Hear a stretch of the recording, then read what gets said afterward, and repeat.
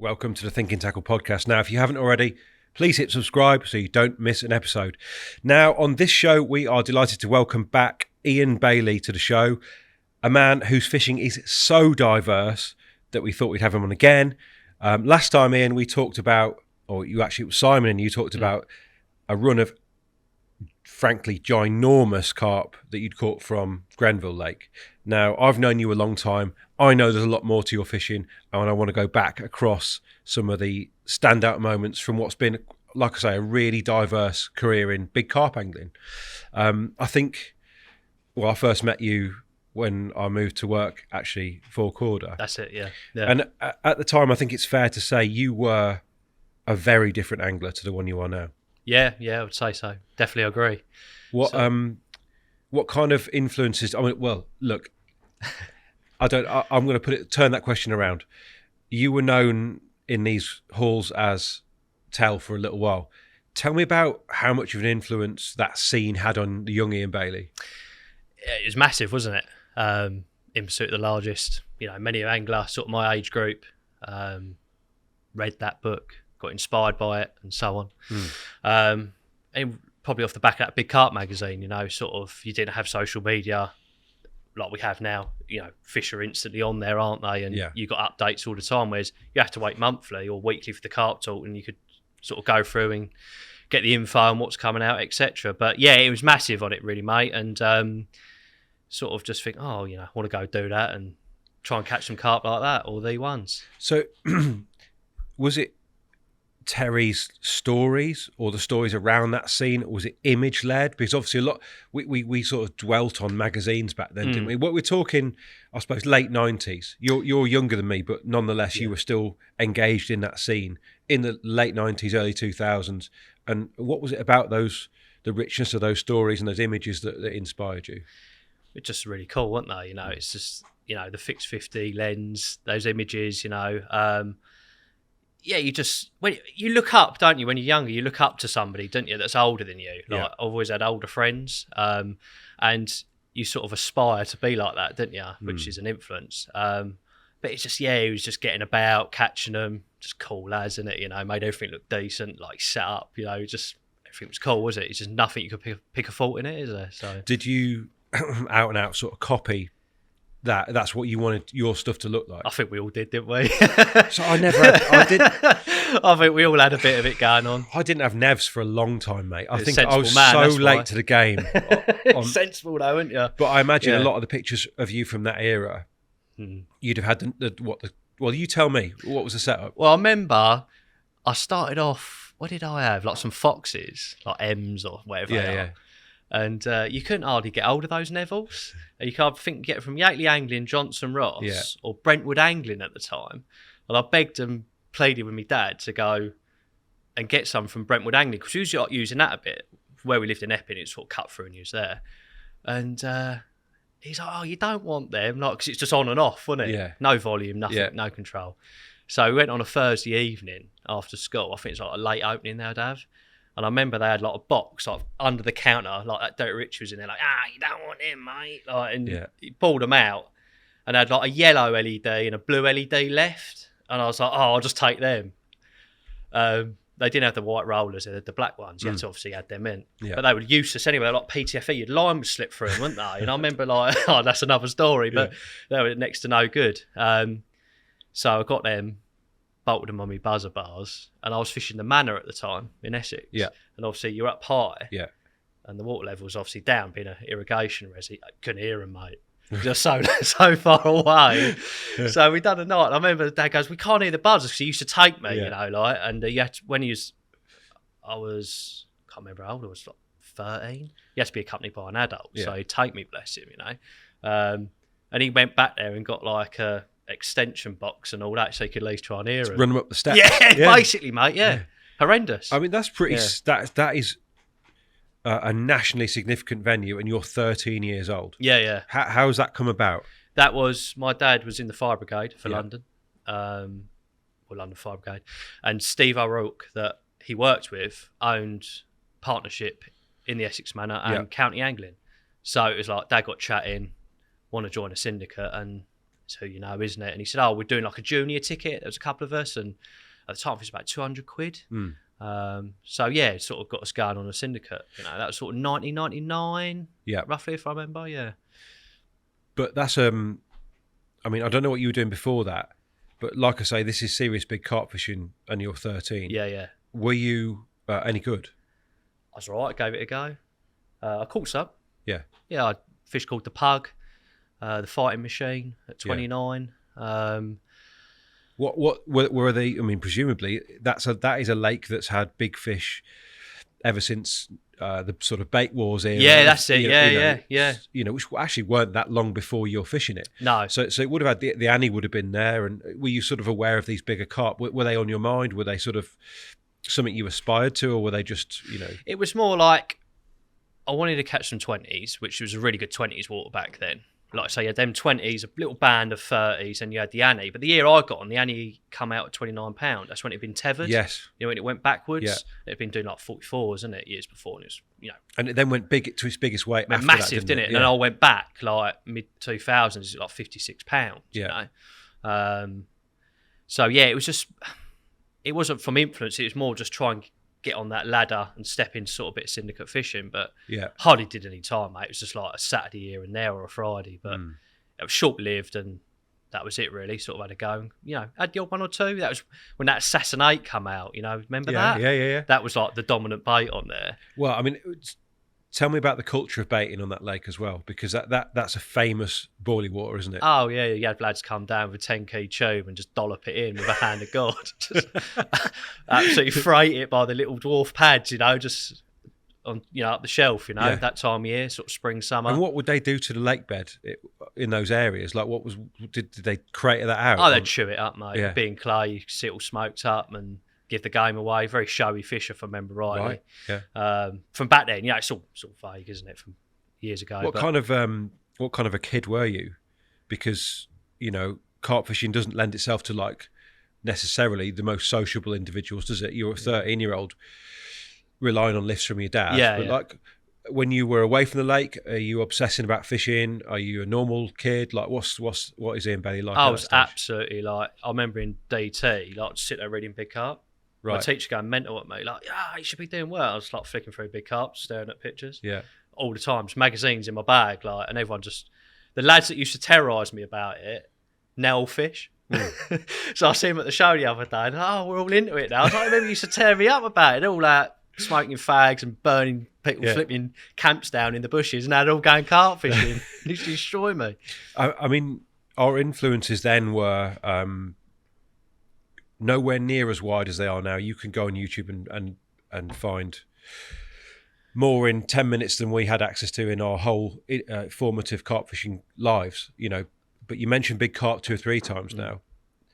Talk to me about the influence of that magazine, why that in particular found you found a spark within Rob's work and the people that he had there. I think it was the front covers. I just think are legendary. Yeah, always a great front cover, weren't they? You know, if you could go back and frame them, you know, them shots and just have them on your wall, it looked wicked, wouldn't it? They're all, in my opinion, great shots. Even had John Wilson on it, didn't they? Do you know?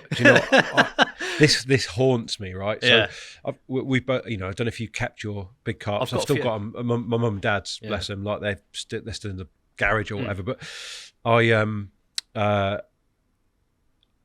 saw on eBay someone was saying the whole lot, like from issue 1. Really? I say the whole lot. The first, you know, the good bit. Yeah. Like, yes, it was. That's right. The good so bit, let's say from when it started till about, I don't know, mid 2000s, let's say something like that. Yeah. Maybe late 2000s, and I was like, and it was almost nothing. It wanted next to nothing for him.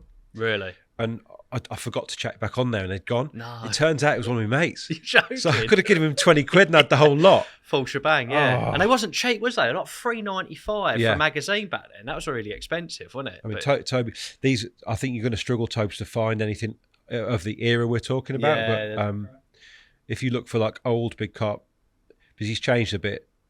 I don't even. Is it still going? I see he does a digital version, doesn't he? I don't know if there's no paper copy now. No, nothing. No. Yeah, no. But so inspirational for me as well. And you were you're younger than me, but nonetheless, you're reading this stuff and totally. Yeah. And even growing your hair. That's it. Yeah. What, because of like that scene. Sort of, yeah. Yeah. Ish. Liam Gallagher. Stuff Yeah, like yeah, that. yeah. So they kind of massive indie fan. Yeah. I remember at that period, it was like someone I knew. It's like, let's see if we can grow our hair. Like one of those, so embarrassing, but we did it, and then it sort of stuck. I don't really. think we haven't got. We might be able to find some. We haven't got any shots of you like that, have we? Thank God. Because when you started at Korda, you were still in that phase, weren't you? Yeah, I still had a bit of a mop going on, so Yeah. in that soon went because I got terrorised. Well, being called Tell, for Yeah, instance. Penning was right on me, wasn't he? Was he? Yeah, he's all over it. Wasn't Ruthless. Yeah, so I don't want to dwell too much on the. We're actually going to come in. I would say you're in your 20s, but by the time I want to really refocus on what you were doing. I don't want to entirely lose the backstory because I'm interested in how you developed as an angler and how whether you just took that Tell approach to sort of hinges, the boilie fishing, the target fishing. It seemed to me during that period you picked that up and ran with it, and it wasn't just a Manor, was it? It went on to be other lakes after that. Yeah. So I think Amwell. Would that have been? That'd have been 2001 roughly. Right. So a very famous valley, water in the Lee Valley, had some big carp for the time as well, didn't it? Yeah, it really did. £125 for the season. Bloody hell, cheap ticket. That was RMC angling, right? That's it. Time, yeah. It was still RMC when I got on. I can't remember how many members they had, but it was never seemed too busy. Some really good lads on there, But I got that just as I was still in school, coming out. I can't remember. Again, just sounds horrendous, but so long ago. But yeah, I got on there because my mate Lee, he'd fished it the year before and been telling me a bit about it, and he got printed these pictures off and showed me a few, loads of cricket back commons and stuff like that. And then you had this little A team of a few 20s and a big jump to that Jaffa, which was anywhere from 32ish up. It done £40 right up to 40. So, but it was a more mid 30 when I fished it, sort of when period. It's like Clive Arrowsmith from Wackacatcher caught it under the ice years ago, like a legendary story. He caught them and that, and a few of the lads have fished on the other side, the left-hand lake, Batman and things like that. But that had gone when I got on there. But it was the right-hand lake I was interested in. And this was a lake that even I was aware of, being up north, because it's been written about, which is crucial to a lot of your story, I think is, you wanted to go and do the stuff you were inspired by. Yeah, totally. It was like, another thing, it was local, so it's back roads, it was 20 minutes, and it was on the RMC portfolio, so it's like in the Syndicate, but you'd flick through, wouldn't you, group venues. They didn't have a lot of venues out your way, did they? No, not a lot. Almost none. Exactly, yeah, and that was like... Stansted Abbots and, and that was like, on the special venues, that was like, I don't know, 40 quid. Yeah. But that was better. Yeah. You know what I mean? Yeah. But obviously this was a little bit more secure, had a fence and gate and that, so he's a little bit more beautiful little lake from memory. I've only been there once, Amwell, and it's very intimate, isn't it? Yeah, it is. Yeah, really all overgrown and just nice. And you've got church, sort of you can see from the Blanking swim. And you felt that you were on the North Lake of Yateley, right? Yeah, it was. On a Sunday, Basil comes out. Yeah.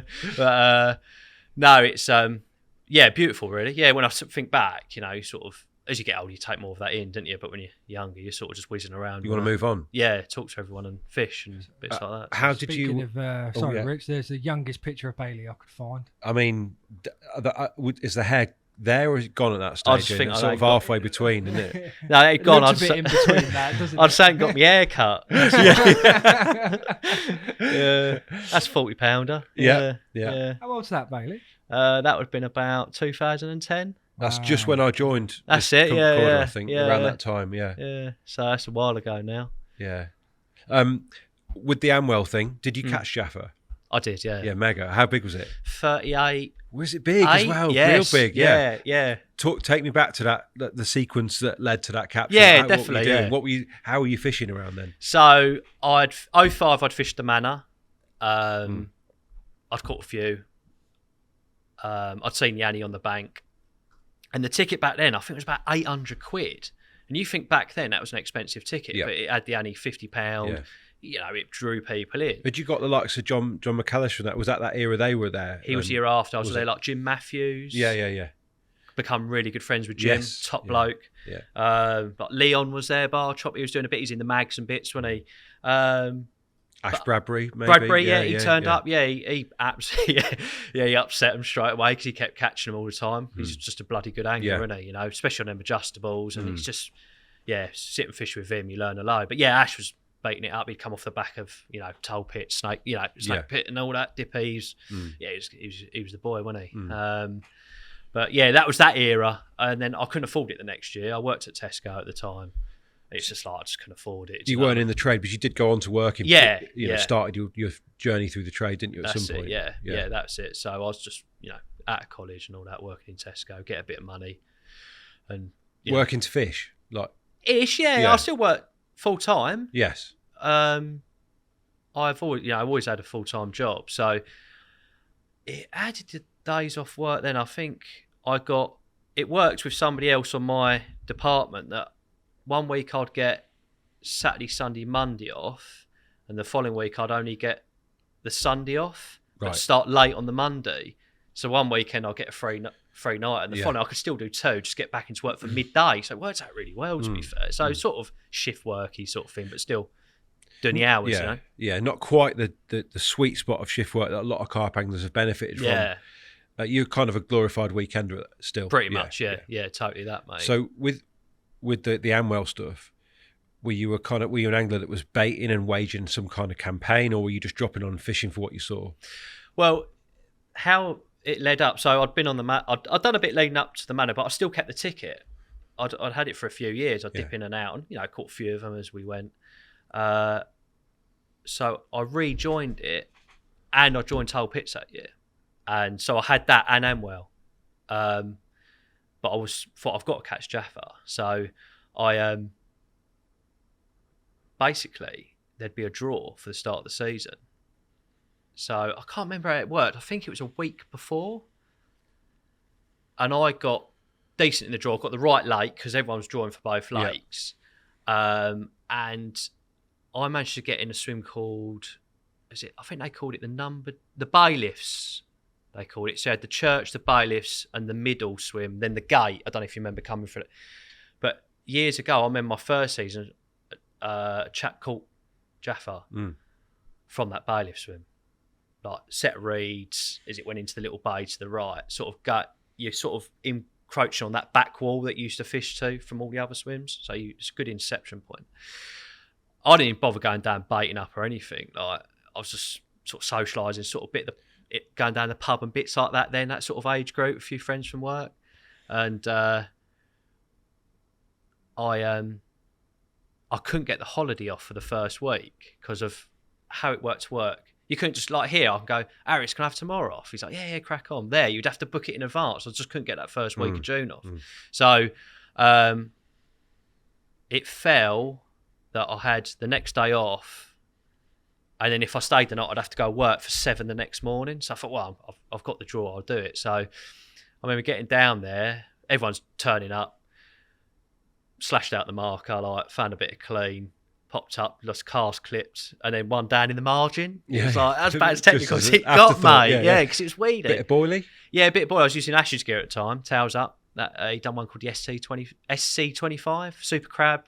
Right. Nice fish meal, carpy, nice. Caught loads on it actually. They loved it in there. They loved it, mate. Just like mantis hook links, 10 inches. Long. Yeah, always long, mate. Yeah, give them a bit of rope. Leg core. Yeah, obviously. Standard. Yeah. I was on leg clips actually on that. And then I think it was a size 6 wide gape, actually. Then just snowman. Simple as that. So straight out the bag and then just pop up on top. Both 15 mil as what I was going to fish. So I got them all ready, clipped up, and it was like into town to the pub. So I was like, younger then. We all went out, there's all the old boys, and we was all having a drink up and bit of a giggle. And then come back, and there was a bailiff on there called Grandad. He's long past now, bless him. He was absolutely tearing it. It was, you all been out the pub, look at you now, pissing your money away in the bushes. He'd been waiting, we're all gone, 30 of us. And that was about as technical as it got, Rich. We got back, got them out. It's like 9 o'clock, you'd get them in by, got the drops, literally a few pouches of bait spread in the air and just chilled out, really. And then I just remember waking up the next morning to an absolute shredder. On the reeds rod? The rods, out towards the reeds. So it's the one towards the corner reeds, one just sort of down to left. It's because it was weed. He was just trying to find drops in the weed. And I'll never forget it, mate. And I was using 2.5 pound Harrison ballistas at the time. And they were bent in half, mate. Bent in half. It gave up quite quick. And it wedged me up and I got it moving. Remember it coming in and netting it. I was like, it's a mirror. And I was like, oh, it's Jaffa. Oh, I got it, and then absolutely, Jaffa! And I screamed it. I thought, you know what I mean? I was like, I've got to do that. You've done the full Yateley thing. You've gone to the pub. Yeah. You've shouted once you caught the fish. That's living it, isn't it? You're living that sort of your inspiration, aren't you? Yeah, totally, mate. I can't remember who was next to me. One leg come down to me. I said, oh, the net handle. Yeah. And I just run down the bank. So my mate Lee was round the corner. I was just shouting it. Like, I wouldn't do that now. I'd be so embarrassed, mate. Do you know what I mean? Bless you. But you're young, aren't you? You're all excited. So all lads come round. Had a Nix unhooking mat, didn't we? Got that out, a few other bits and pieces. Then just rattled them off and sort of enjoyed the moment. How would you describe that fish for us? Very leathery, big floppy tail on it, sort of that look. Yeah, orangey brown sort of appearance in the fish. Big bruiser of a head on it, just solid. You know what I mean? Yeah. But actually, all right. Not bad. Bit of history. There's a few dinks in that area. That's it. So I think it's a dink, mate. Yeah. But it was always a bit weird where it come from, them fish, and I got a feeling they come from that nature reserve over the back or something. Because you caught, I think maybe for that Telling Tales book we did here, you had one from the Abbots, didn't you? It was a dinky one as well. That's it. Yeah. Similar kind of. Yeah, same sort of look. Yeah, along them lines, mate. I said to you the other day, I said, mate, all my pictures on discs and bits, and when we moved house recently, I found the disc for Jaffa. Yeah. I opened it up and there's no disc. Oh. Because mate, he done them for me on his camera. It give you a few little images on a card. Yeah. I don't know where that's gone. Is it from? Have I got it? Is it from Dinton? Is that where it was? No, from Amwell. Amwell. Yeah. Oh, it's not that one. Is it? I'm just doing some looking. No, I wish it was. What's going on? Different Jaffa. I wish mate. it was, mate. Yeah. I wish it was. Sorry, man. That's right. No buzzkill, mate. It's right. No, but in all seriousness, a 38 pounder then. Yeah, PB. Being as young as you were as well, every bit as significant as that one. Yeah, totally, mate. For back then, big fish, man. That is a fish worthy of Big Carp magazine, for instance. Yeah, 100%, the sort of size of fish you're seeing in that, man. Yeah, totally. Yeah, I felt pleased with that one. And I actually used to like the stories about a 38 or a 37 that mate you'd never heard of wrote in and Rob published. That's it. He did. I like didn't those. He? Yeah. It's sort of a bit different, wasn't it, for the names at the time? Yeah. Well, you had very different, like Carp World generally. Well, that's not true either. Tim used to publish stuff from unknowns as well, but Rob, you'd get a bit more of that maybe. Yeah, you would. Yeah. You weren't tempted to put pen to paper then. No, I didn't. No. I bet you have though. You have written. You must have written. No, I haven't. No. I I gave the pictures to Ash at the time, and when we went in Carp Talk, I think I won a brolly out of it or something that in the old competitions. But he swapped it for bait, it keep me going, bless him. But that was about it, really, mate. So on that front, as far as publicising went, I've got me magazine. Look, because Carp Talk's such a big deal, isn't it? Yeah, 100%, mate. Every angler is getting that and looking at it, and every carp angler is sort of serious about understanding what's happening nationally. You're one of them, and you've published it obviously in there. Yeah, that's it. What was the brolly? It wasn't like a Tales at Brolly, was it? Yeah, it was. It was. Yeah. Amazing. Yeah, that's what it was. But I just swapped it for bait at the time. Right. But then I won it again, and I got was it the Babylon? Was it or something like that? Yeah. Like a full fixed infill. Yeah. It's like sleeping in a shower with a condensation. It was horrendous. Like a 50-inch with your feet hanging out the door. Yeah. My old mate Clive, who I mentioned earlier, he still uses one now and again. I think he still had it. He loved it. It's tiny, but Turner had it off me.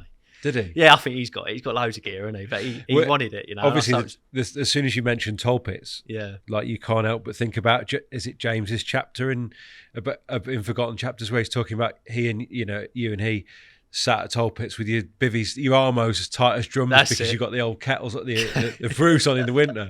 Yeah, with the Coleman's fired up. It's good times, mate.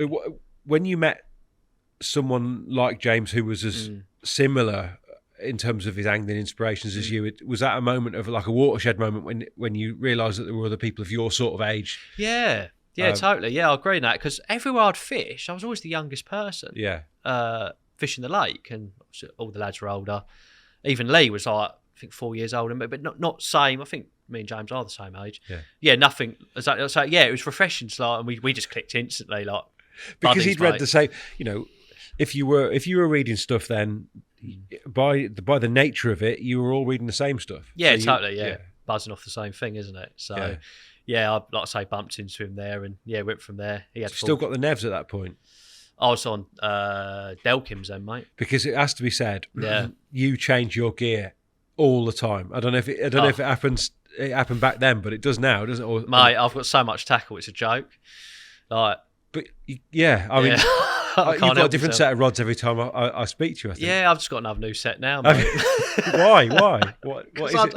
I don't know. I just like new tackles. You know what I mean? I see something, and think, I like that. Like when I was on Elstow, all my rods had no grip on them or anything. I had to have whippings and stuff because I thought that looked the part. You know, what, that industrial vibe, like just nothing, bare bones, but, ball clip. See, retainer. that always reminds me of.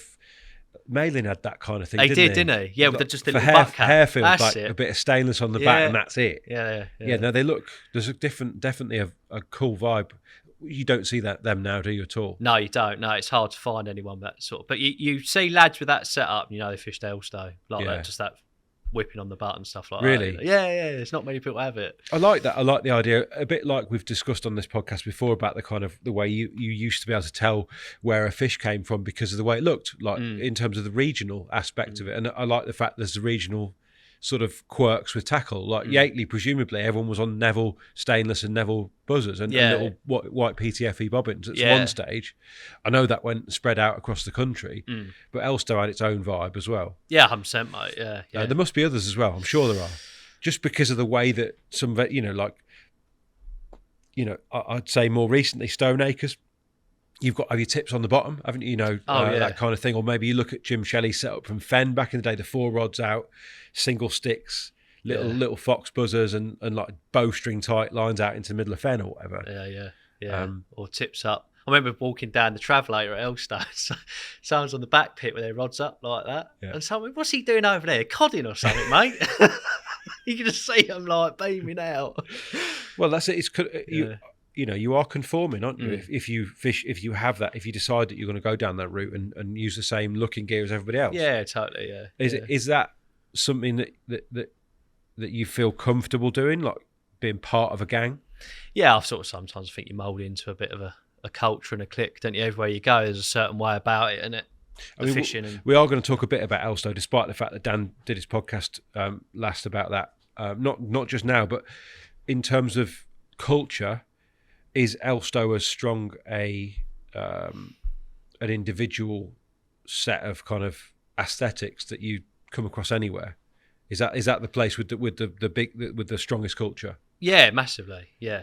Even over Yateley, for instance, yeah, which totally. You did fish. Yeah. So unique, like all the working man, syndicate basically, and like when you say down that route, the image of what you're using and doing, it was like. Stainless steel, Fox alarms, Elstow indicators. Obviously, the build of your rods, whether it a little bit of whipping on the butts, bits like that. Normally, like a tournament reel or sort of anything like that. That's over a long period. I'd seen people do that in the books and mags and imagery. But there wasn't a lot of Elstow out there. There never has. No, been. It's the most, in my opinion, poorly documented history big fish water ever. That's just nothing out there. Like the stories go on forever, and it's been lost really. I mean, it's a shame that they had the way they wanted it though for a long time. That was willfully done, wasn't it? That nothing got out. Yeah. Oh, without a doubt, and I don't blame them because they're all local lads. It's at the end of the day, like a lot of this, what I'll probably relate to, isn't my stories, but obviously I heard a lot of it along the way. But they just want to go and fishing at the weekend or just have fun, enjoy it. The fishing was almost secondary for a lot of them. It was all about getting together, doing a bit of fishing with your mates, having fun, a few takeaways and catch some fish. And that's all they wanted to do. And they didn't want that sort of spoilt by it, Are you an angler that's always found it easy to drop into a clique on a lake or a culture or a group? And, did you find that easy at Toll Pits, at Yateley, wherever? Yateley was hard. The lads were on there. I didn't sort of really talk to any. I was a bit bit scared, really. Yeah, well, and rightly it was really so, intimidating. Not rightly so, but sort of understandably so. Yeah, like Westy was on there when I was fished it. He was Alex, yeah. good as gold. He would have a chat. Scotty K, have a chat. I knew Davies though, which was helpful.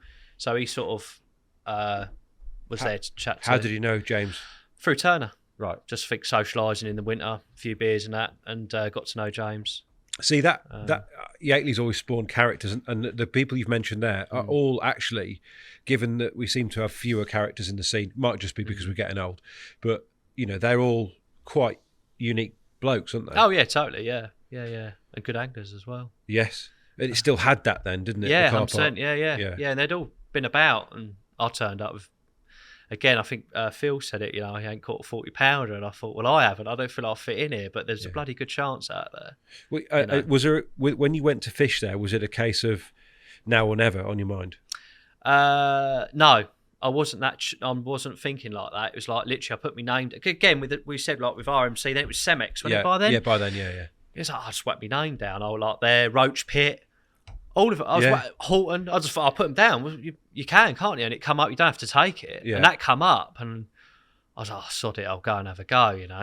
I got on them a few times. What do you think it was then? Like 750, something like that? Was that no? It's 475. 475. I was going to say Horton was like the top whack one at 750s. I think. Yeah, that's it. It was 475. Really like reasonable for what you were fishing for, mate. Honestly, I said to Finney the other day, because obviously you do a few podcasts and with the lads that have been and they talk about it, I said, if the Yateley car park was there now, and I know what I know now, and confident as an angler, I'd love to be there right now. So when you look back at what you did then, given what you've just said, you must therefore think you did it wrong.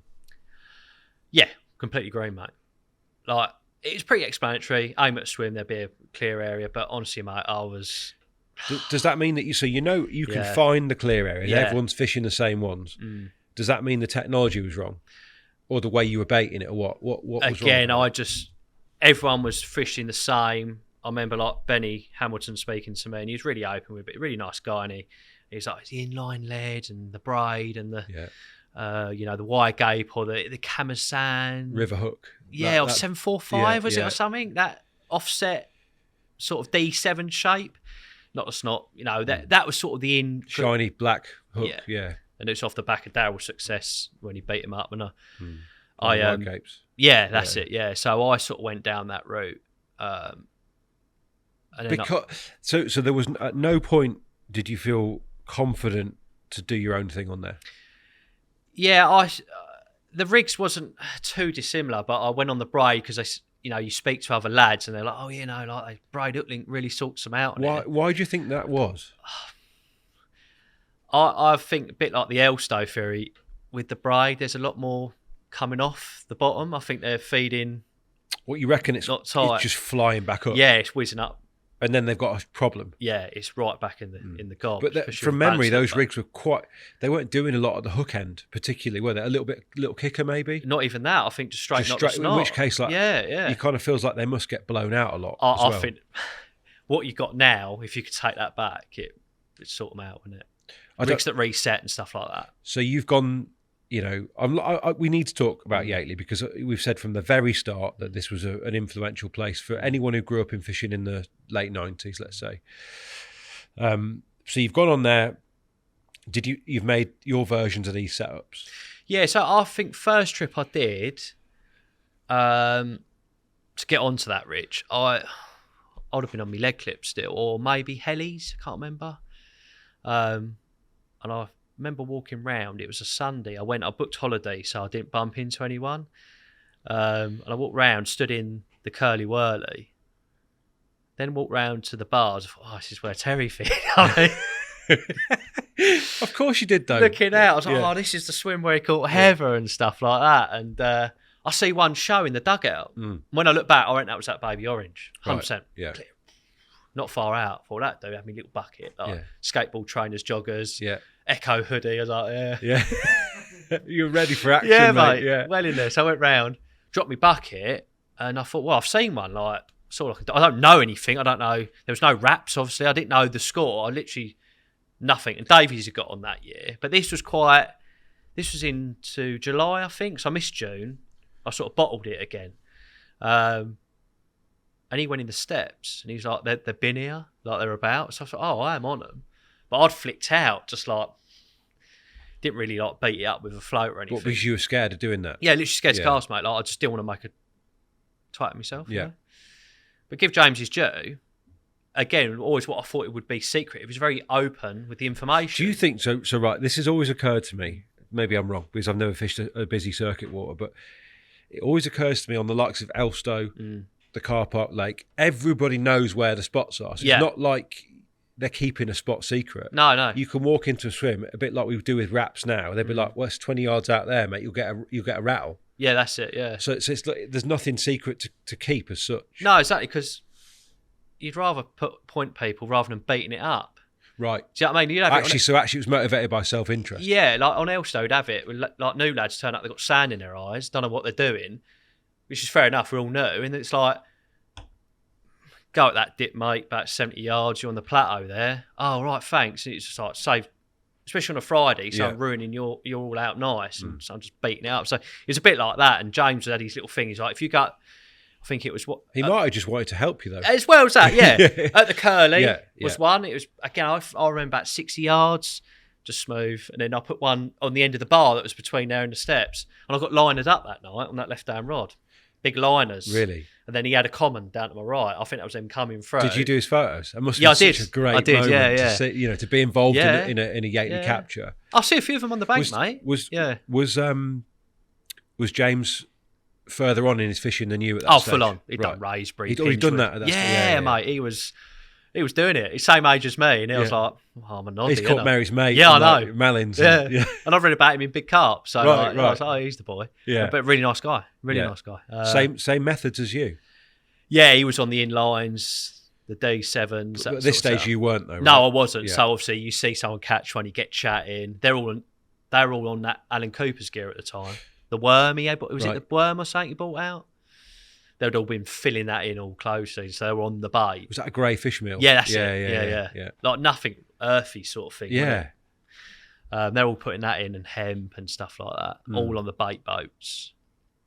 But yeah, just picked up a bit from James. To be fair, Are Got you chat- using a marker float and and putting it on the scratching the paint off? Is that the sort of vibe? just or- general round the air? You're just fishing to get a drop round it and then clipping it. I don't even think I was using line markers, Rich. right. Just like So just getting the rod set. That was just to all. come back to the question I asked initially. You feel like now if you went back, you'd do much better. What would you have changed? Set up. 100% the presentation. What would you have done? More sort of the boom style setups, So a stuff that stiff up there. resets. Yeah. Obviously something balance, nuts or Yeah. a boilie, and I'd fish 2 rods on the spot. Right. How come? Just So back when I remember, there's always when I fished in Desi's, that spot straight to the steps was better than the one towards Truntons. That Yeah. was a bit. I'd find the best one out of the two because there's always 2 known ones, and I fished 2 on it. So you got 2 live, so you got 2 chances. That's what people forget. They go, 3 on the spot, but it's giving you 3 chances. yeah. More If the one of them- merrier, if innit? one- And some of the stuff I've seen when we've done underwater shoots, even when you feel like you're in total control of that end tackle, it can still lie back, or it can still 100%. sit funny. Yeah, or yeah. the hook, the boilie might sit strange over the hook, or the rig will fall back a little bit more. Even with a stiff hook link, it can still do it. I know there's the anti-tangle sort of sleeves and that kind of thing, which probably help a lot, but you can never quite tell how these are sitting. No, I And think if you've got 2 of them out there, there's a good chance yeah, you're good, aren't you? one of them's fishing. Yeah, totally. Yeah. You've got chances, and I've had it on Elstow. Like one night on me in the dugout, right hand rod went, got that in. Then the left hand rod went, and the middle I was just getting massive liners. I'm putting them back, and it goes, and I'm like, they're on me. Never went. I thought absolute shit. Yeah. 100%. Yeah. 100%. You know, but I'll do that. Fluoro leaders, braided mainline. Use a lad braid, wouldn't you? So yeah, I would use braided Would you? mainline. Yeah. 100% braided Just to mainline get that all the way. finesse that drop. Yeah. Yeah. The drop indication. And would you have fished the same spots? Yeah, 100%. For people that don't know the culture of the car park lake at that time, explain the way it worked in terms of the cycle of people baiting, the way spots developed, and the way they were regularly fished? Yeah, so it's the 48-hour rule then when I got on. That was the year Chunky had died. Right. I got in. Yeah. Same year when Phil got in as Yeah. well, actually. It was, again, I wasn't on the phone. I wasn't tuned in. I was just turning. I was a tourist, mate. Do you know what I mean? I was turning up. These lads were week in, week out. I was just having a go. Do you know what I mean? Yeah. Just chancing it. But at the time, the Trumptons was fishing. Jim Carpenter was fishing in there a bit. He was getting in there regular. Mm-hmm. And I watched him, and he'd just flick out and just little pocket rocket and just patter out. I think he was using Richworth or something at the time, just patting them out. He had a few bites. Yeah. That was getting fished. That was good that year. The line lay in the spot. Islands. But the kind of spots, I mean, this is like crystal clear gravel, presumably, because people are baiting. Oh, yeah. I think what I'm trying to get to is that the same spots are getting baited and fished. So how do you think the fish were sort of behaving towards those areas? They knew that there was food there all the time, but they knew there was a risk. Yeah, I think they'd visit with caution. Yeah. Looking back on it, like you had Heather's Table. I remember that just being, that was the one, but it was just crap. Like it was just gone. Do you know what I mean? But that rod out towards the Is that step. in the island? Yeah. But yeah, no, they were clean as, mate. Nothing would stink. Like it was decent. Yeah. So you think the food was getting cleared? I think they're visiting, whether it's tench or carp. I just think they're getting away with it. Mate, they carp feeding all the time. They're just getting away with it, aren't they? I don't know. I mean, 100%, mate. yeah. I just think they're fat for a reason, aren't they? And they're, not feeding every minute of the day, but I think they do visit and they just get round you, don't they? So they've been hunted, don't they? So feeding with caution, they know their environment. But that's the problem with these big machine gun gravel spots. They can play with you more, can't they? But it was like that. Like when you spoke with Dan the other day, like and a few others, we talked about all the features at Elstow. We spoke about. Oh, where did we miss out? Mate, it was stuff full of weeds. You'd be pulling for a break. You couldn't fish it. Right. Or you'd be up in matey's face. Yeah. Your float would be up in matey's swim with them features. Hence you had the spots and it was just, they're easy to fish, But equally, you could say on both of those lakes, you could have developed one of those, though, by baiting it. Yeah. But no one ever did, or not many did. I think it's such a turnover, you can't really get anything going like that, can you? I think I don't know. What were the good... Because obviously the carp, spoiler alert, you didn't catch any. No. No. You weren't ready or whatever. Yeah. What were the highlights? What were the good angling that you saw there? Scotty K catching baby orange on the chod and noster. Yeah. I was in the islands. Right. So I'd started off in Trumptons. Westy had lost one that morning and I'd bucketed him because they were getting in there. Yeah. Where was he? He was in the. I was in Trump. He was in Islands. Yeah. I was in Trumptons. I remember hearing his Neville go that first light. Yeah. He was all done in. Like thinks he'd lost Heather at the time. But this is what he told me. He was a bit beat up, and you would be. Of course, And I moved in behind him and got out, and then I see one show between me and the gate. I thought, oh, this looks all right, and then. Next minute, a little lead's gone, like just sort of out this way, more near like waiting man sort of area. Yeah. Nowhere near me, but like I was like sat. Next minute, next morning, I heard the fox go, and that was Scott with baby orange. Nice. Davy's come got me. He's like, oh, come have a look. So quite reactive angling from Scott there. Yeah, as really opposed good, to mate. the usual like run them out to the same old spots. Yeah, and there's me going out towards the spots, 20 mil scopex squid. Yeah, thinking I'm doing it. Would you say like you had the Darryl influence with the big boilies, the stupple links, which that influenced a group of anglers, but then maybe the next big change aside from bait boats would have been that chod and noster, or the leader noster, or whatever you want to call it, which is basically it's like a naked chod, isn't it? Effectively, That's fished sort of fixed up the line to allow it to present over set the depth, semi-fixed, obviously. Yeah. Fished into weed, right? That's it, yeah. So like a big long tail, isn't it? Like a breakaway style, weak link, just sort of gauging your depths. But yeah, he caught that. I see that, and then I see a bloke called Fat Bianca have the dustbin at Trumptons. I actually hit that with a lead, right, in the steps. So I moved in there. Yeah. They'd been coming in. Yeah. I'm like, I think the coast is clear. You have to get in waders and slip in. Steps, is that on the end of the bars? Is that where the bars run across towards you? Sort of thing? You got the dugout, yeah, and then the steps, right, and the spot is like this, and then it's weed where you are beyond. Yeah, and I remember like I've got to get in, yeah. So I put all my buzzers in and that. Got away, so I flicked out, and I'm convinced I hit It that went one. donk donk. No, it went bang, and it just went bow way straight out towards Trumpton's. And I shit you not, an hour later, Fat Bianca's had a bite. I see his line pick up. Yeah. He had that hanging on the end. £42. I've got pictures of it, mate. I was gutted because they're wicked shots. But yeah, I'll see that. Yeah. No, Heather? I didn't see Heather. I mean, we should I'm trying say to think of a few of the highlights. Just I know I haven't caught, but it's just a few of the bits I experienced, really. Listen, within anyone's journey, there are influential waters that I guess help shape your angling. And what were the sort of things that you picked up during your time on there that went on to sort of shape what you did? Was there a finesse element that perhaps you were missing, or like what would you say were the most were your take home stuff from the car park? Probably thinking more about presentation, sort of, again, mixing it up a bit. Line lay, very much so. That was a huge sort of, without, I'm sure that was talked about everywhere, but you certainly find that as a common thread in the Yateley writing, don't you? Certainly of that era, maybe not so much going back a bit, but certainly during that era, like when you said the likes of Alex, James Davis, Scotty Kay, Darren Miles probably, a little bit before. Yeah, he would have been before, yeah. But the line lay thing, they were quite fussy. Yeah, like I say, I moved from mono over to fluorocarbon. Would have been X-Line at the time, wouldn't it? Yeah, moved on to that, so getting everything down. And just sort of... It's funny to say, yeah, like I said, because I only sort of dropped in and out, it's more finding the spots, getting it right, the clean a bit. I remember being in Trumpton's fishing that sort of telegraph spot. And just getting the right, that just little nice little tap. Again, didn't catch, but just being a bit more thoughtful about it, for going forward. You weren't on there long? Mate, I'd done 12 nights. Right. And then dropped out the next year. Why did you drop? Just couldn't put the time in. I was working in the tackle shop then, and I'd get... Was this Wass's? No, I was at a place called Epping Fish and Tackle. Right. Which was near me. Yeah. Everyone seems to have worked for Wass's. Yeah, I'm not a Colchester boy. No, of course you're not.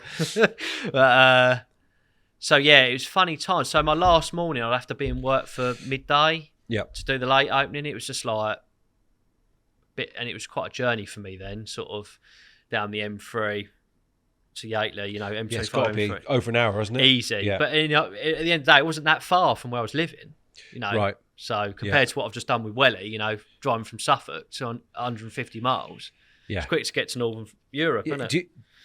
Do you regret calling time on that? Would you have preferred to slog it out and taken the inevitable blanks that would have No, I don't regret it, mate. No, I'm glad I had a little chance at it. I did go back a few times when we had we used to have a gold card, didn't we?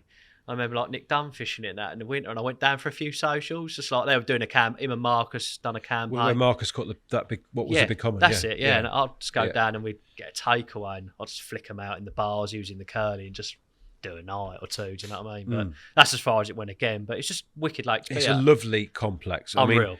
Like forget all the kind of the angling that went on there. Just those.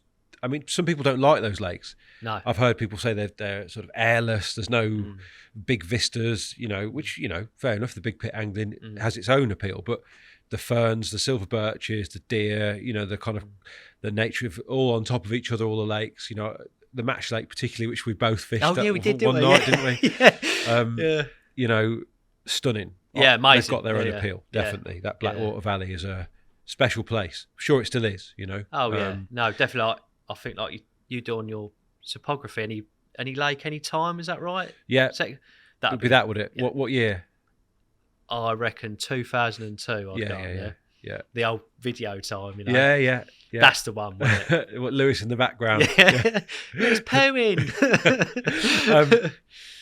Right, we're going to talk a bit about the place that you were fishing when I first met you, which is a place that has been featured a couple of times on here, actually. The Toddlers pit further back towards your way, Hertfordshire. That's it, yeah.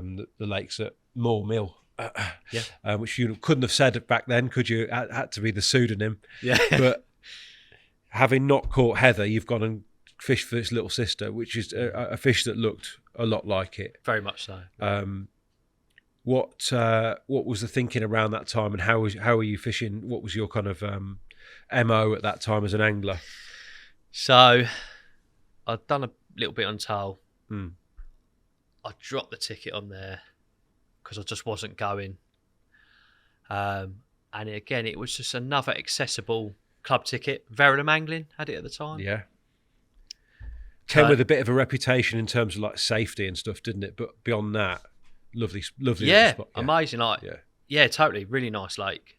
Though it's got the park aspect to it. It's park, yeah. Yeah. Yeah, it was I always felt pretty safe, to be fair. Well, I don't think I ever heard of anything actually going wrong there. You used to see like broken glass in the car park and stuff, didn't you? Yeah. They said, people's motors getting burnt out, but never sure if that was. Yeah, I don't think so, mate. Like, though I used to park up the top and walk down.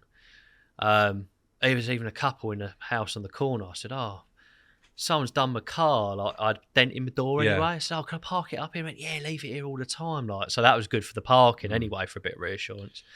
But so it's gone on a bit of a tangent there. It's like, just it felt safe, and I just used to leave my car up the top anyway. But loads of people who had caught it. Yeah. Matthews first night, Turner fourth night, a few other mates like sixth night. It was just like, let's quite narrowed down here to catching it. Sort of the main area being the point. Yeah.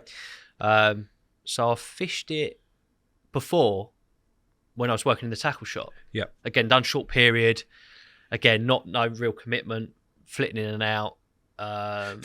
Before we move on, I want to address this because this is something you've said 3 times now, I think, about the fact that you weren't able to put time together. Now, in more recent times, albeit not recently because you've recently moved house, like let's say the last 10 years, you've been very consistent. Oh, beyond belief. But you weren't able to achieve that back then. No, it was just the hours. So I was doing shop work. Yeah. That period, and it was just. But you could still have done famously like Mickey Gray's overnight. Yeah. He was packing up at 4 a.m. I know. You could have done it if you do you know what I mean? Yeah, I know. But you decided not to. No, because what I'd done, when I fished the Manor, I was doing that kind of thing. It absolutely killed me, like doing it, and I'll just like put me off it completely.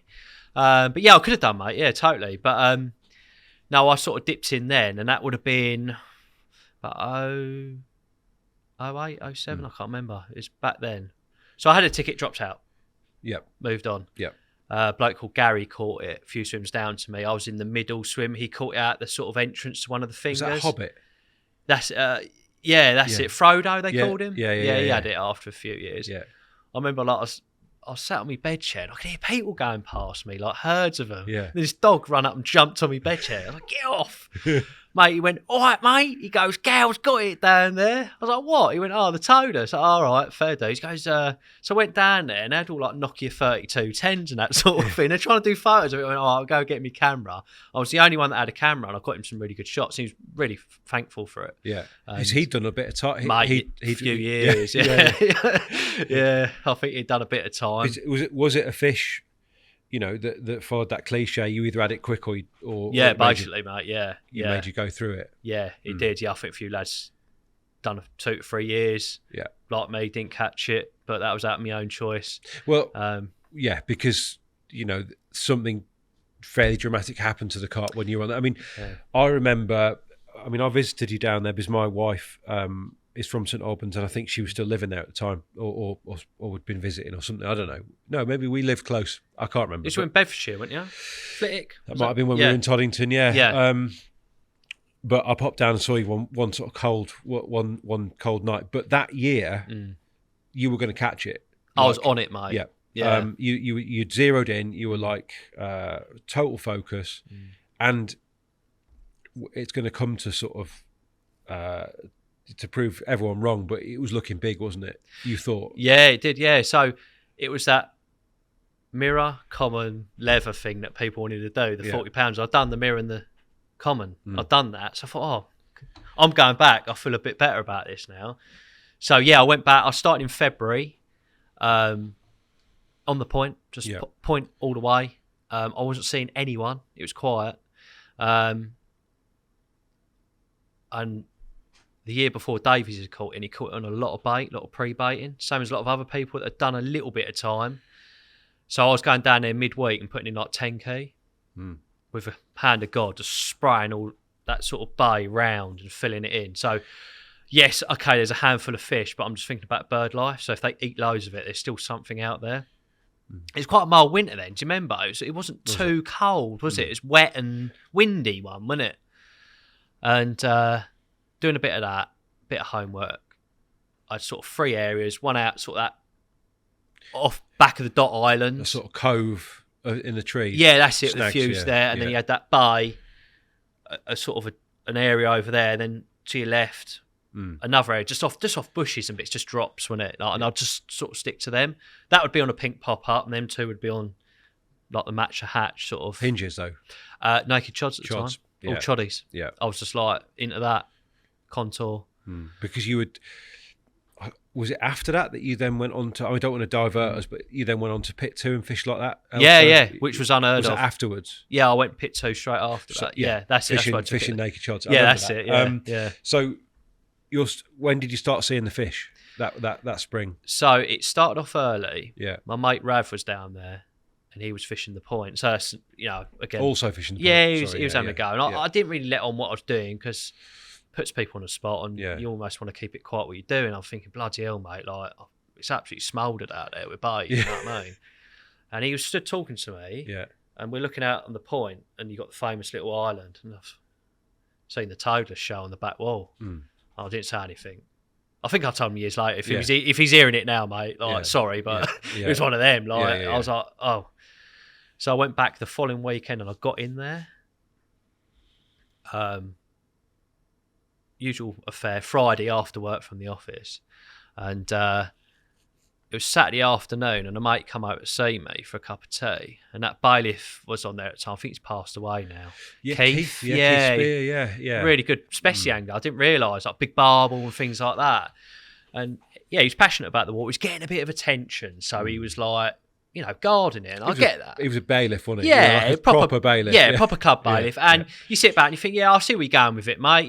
People go, but... He had a fierce reputation, didn't he? Yeah, a bit of fear. So, but, he was doing the right thing for the water, can't knock him. But he was round chatting and I see it show again over to this spot. So you got the Dot Island, then just past it where this rod was. Next minute, line tight, single couple of beats, and the rods just started pulling in the rest and twisted everything. Yeah. But it was like I'd put them out left in the water so the line run around the island. I wasn't putting it on the island. No. For the life of me, how Terry ever landed it from there, I'll never know. Because, or otherwise, it'd be running through the snags and up the path and up the hill. Do you know what I mean? I just don't know how he did it. But it's telling it. Legend, mate. Yeah, what I'm saying is if I'd done it, it was gone wrong. Yeah, it'd gone wrong. So I was like, no, I'm going to have my rods near me, as close on hand. But it was almost, you had to slip into your way, just drop down. But I just went straight in, grabbed the rod, picked it. It was just like nothing was there. It was just the most bizarre thing ever. Skipped it in. It was just like, what the hell happened there? Like everything was like, it was sliding in the butt rest, Keith went, he'd been chatting to us. So I was like, that's it. Mate was like, fucking hell, what happened there? I was like, mate, don't. He went, I'll go get you, like, I had some spare clothes. You go, sort your life out. I'm like dripping like that. And this is like March, is it? March? Yeah, it was, mate. Off he's gone. Carried on the trip, nothing, like, gone. And then I think it was a couple of trips out. I was still going down putting the bait in. And it was that first sort of ray of sun that we got, that start of spring. I remember you had to go up and back round to get down to the back of the sort of round the left of the point. Round the back of that bay. Yeah, that's it. Yeah, it's a bit of a chore. When it up the top, it's like right up the top there and come back down. And I stuck my head in and most of them were there and I see it, like literally there. Did you take pictures? I'm sure you sent a picture of it. I think I did, didn't I? Yeah, or maybe on your phone or something. I think I did. Yeah, you got better memory than me, yeah. And I'm like that, it's here. And I've been baiting all along here. Yeah. So I rung Turner, I was like, mate, it's here. He's like, you're having it. You've seen it, you're having it. I'm like, I'm having it. Because in a strange way, that was a fish that most people probably didn't even see because of the nature of the lake. No, you wouldn't know. You could be lost all in that like a mangrove, wasn't it, in the back there? It was mental, wasn't it? Yeah. I thought this is it. It's active as well. And I looked down at it. It's like whip 40 pound. Oh, it's a big fish. I've seen a few. I'm not no expert, but that's a big carp. That's over 40 pound. He'd been doing 44s, 45s. Yeah, I remember you saying like you thought it was 44. Yeah, easy. I thought it's up there. So I got back round like, this is happening, and then Turner's on it. Oh, come down and see you, like Toddlers tonight and all that. He's buzzing, like you're bouncing off your mates, isn't you? Got them all out. I was like, oh, I thought, I remember it all went really smooth, but I fished one rod rather than the two to that spot that sounds mental, but I was like, no, I know it's over there near where Davies caught it. I'm going to make sure this rod is good. Nothing's in the way. And then I fished the other side of it with rod broken off. So I just put it on the middle buzz bar, so nothing could twist up. I think there's a shot of that, Tobe, if you want to show people what it looked like off there. It's not great. It's just like a rod shot, but this is actually that afternoon. I thought I'm going to rattle some shots, like record this. This is happening, do you know what I mean? And I remember I put my net on the... Yeah, so there you go, look. So that's that rod. We just bought out them snag bars as well, the stow bars. Yeah. So I put them on, put my net ready. Look, you can see I'm all ready to go. And just where the net handle is, if you look over that, that's where I'd had the bite, that sort of gap. You got the green and you got the sort of the grey dead gap there. That's where I'd had the bite from before, Rich. That's what I was talking about. And are you clipping that in tight to there? Or... Ish, like, it wasn't, because when the water level was down, you could go round there. And I remember I'd done a recce after being to pit 2, actually, doing a recce that day when I'd been at Eggett's. I'd cut across and come back home. And I waded round there, and you could see all that. It's all like it's all quite nothing to it. It's a bit of gravel and bits like that, but just enough for a drop, enough depth. So about 5 foot roughly, wasn't it? But that's out, ready to go. And I got out good that night. Everything went really smooth, like, just that drops, everything clipping in. In terms of drops on the old nakeds, does it matter as much, does it, or does it to you? I wanted a drop. A crack? Yeah. Yes. Yeah, basically, I wanted fillings falling out. Decent. Yeah, fishing, mate, And how much bait were you fishing over? When I'd actually fish, probably 40, 50 baits. I'd count them out. Really? Yeah, I'd count them. Like 15 millers, 14? 15. Yeah, 15s it would have been, yeah. Match hatch, cook balls. So was it sell? Sell at the time, I was on sale. Yeah, I was on. So very visible to him. Yeah. If you're smouldering that area. Them old coots were having a party, mate. But that's so. I'm out, and this is the evening now. Obviously, the clocks have changed. Yeah. So we're into April, start of April, I think, if I remember rightly. Got dark, all that usual. At dinner story, typical carp fisherman story. I'm having it. I remember waking up, I think it's about 2 a.m, to that rod wrapped around like a chub bite. Beep, beep, beep. Picks into it. I could feel it. Yeah. On the end. Yeah. I went, this is it. Yeah. I've got it. I actually went, this is it. Honestly, I was telling myself, it's mental. Got in my waders as well. Somehow got them all on and got in and waded out and obviously netting. I'm like, this don't feel like a 40-pounder. This is not what I've been told about when you look that toeless, you know. I've heard all the stories, and I'm like, come, netted a fish. I put it down and we got my head torch. I was like, for fuck's sake. I actually went like that. Yeah. It's a wicked carp. It's just flathead, yeah? Yeah, that's it. It's a wicked carp, isn't it? But I thought everyone's first bite that I know has pretty much been that. It sounds horrendous. It really does, but I put a lot of effort in. I thought, I've seen the thing. It's normally the first one to come out, isn't it? And I was just like... 24 pound. Something like that, wasn't it? Yeah. I think, yeah, it was, wasn't it? Yeah. That's the one, isn't it? Yeah.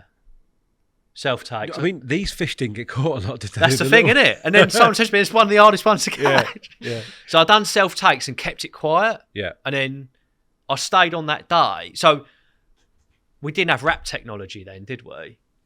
Didn't have all that. And it was all just like visual clip up, then clip to cast. Reclip and Yeah. So I waited for first light. You could hear the well becoming awake. Do you know what I mean? I'm just getting right. And I remember getting back and fizzing it back over, getting a drop, fishing again. And I thought, sod it, I'm going to get that other rod out. So the rod I'd kept out, I moved it around a bit and put it out. Went round, put bait out. And I thought, it does a late morning bite, doesn't it? Normally 10 o'clock's been quite a time for it. So I barricaded the swim as well. Do you remember when you come down? I kept putting like... You're on a long spit. Yeah. So I kept putting like branches in, didn't I? Like a barricade, didn't I? And I remember sitting didn't want anyone there. No. Or a bit of security. EBGB security. Yeah. Waking up, so I'm staring at you. Yeah. What, mate? Bit like when you done me, didn't you? Yeah.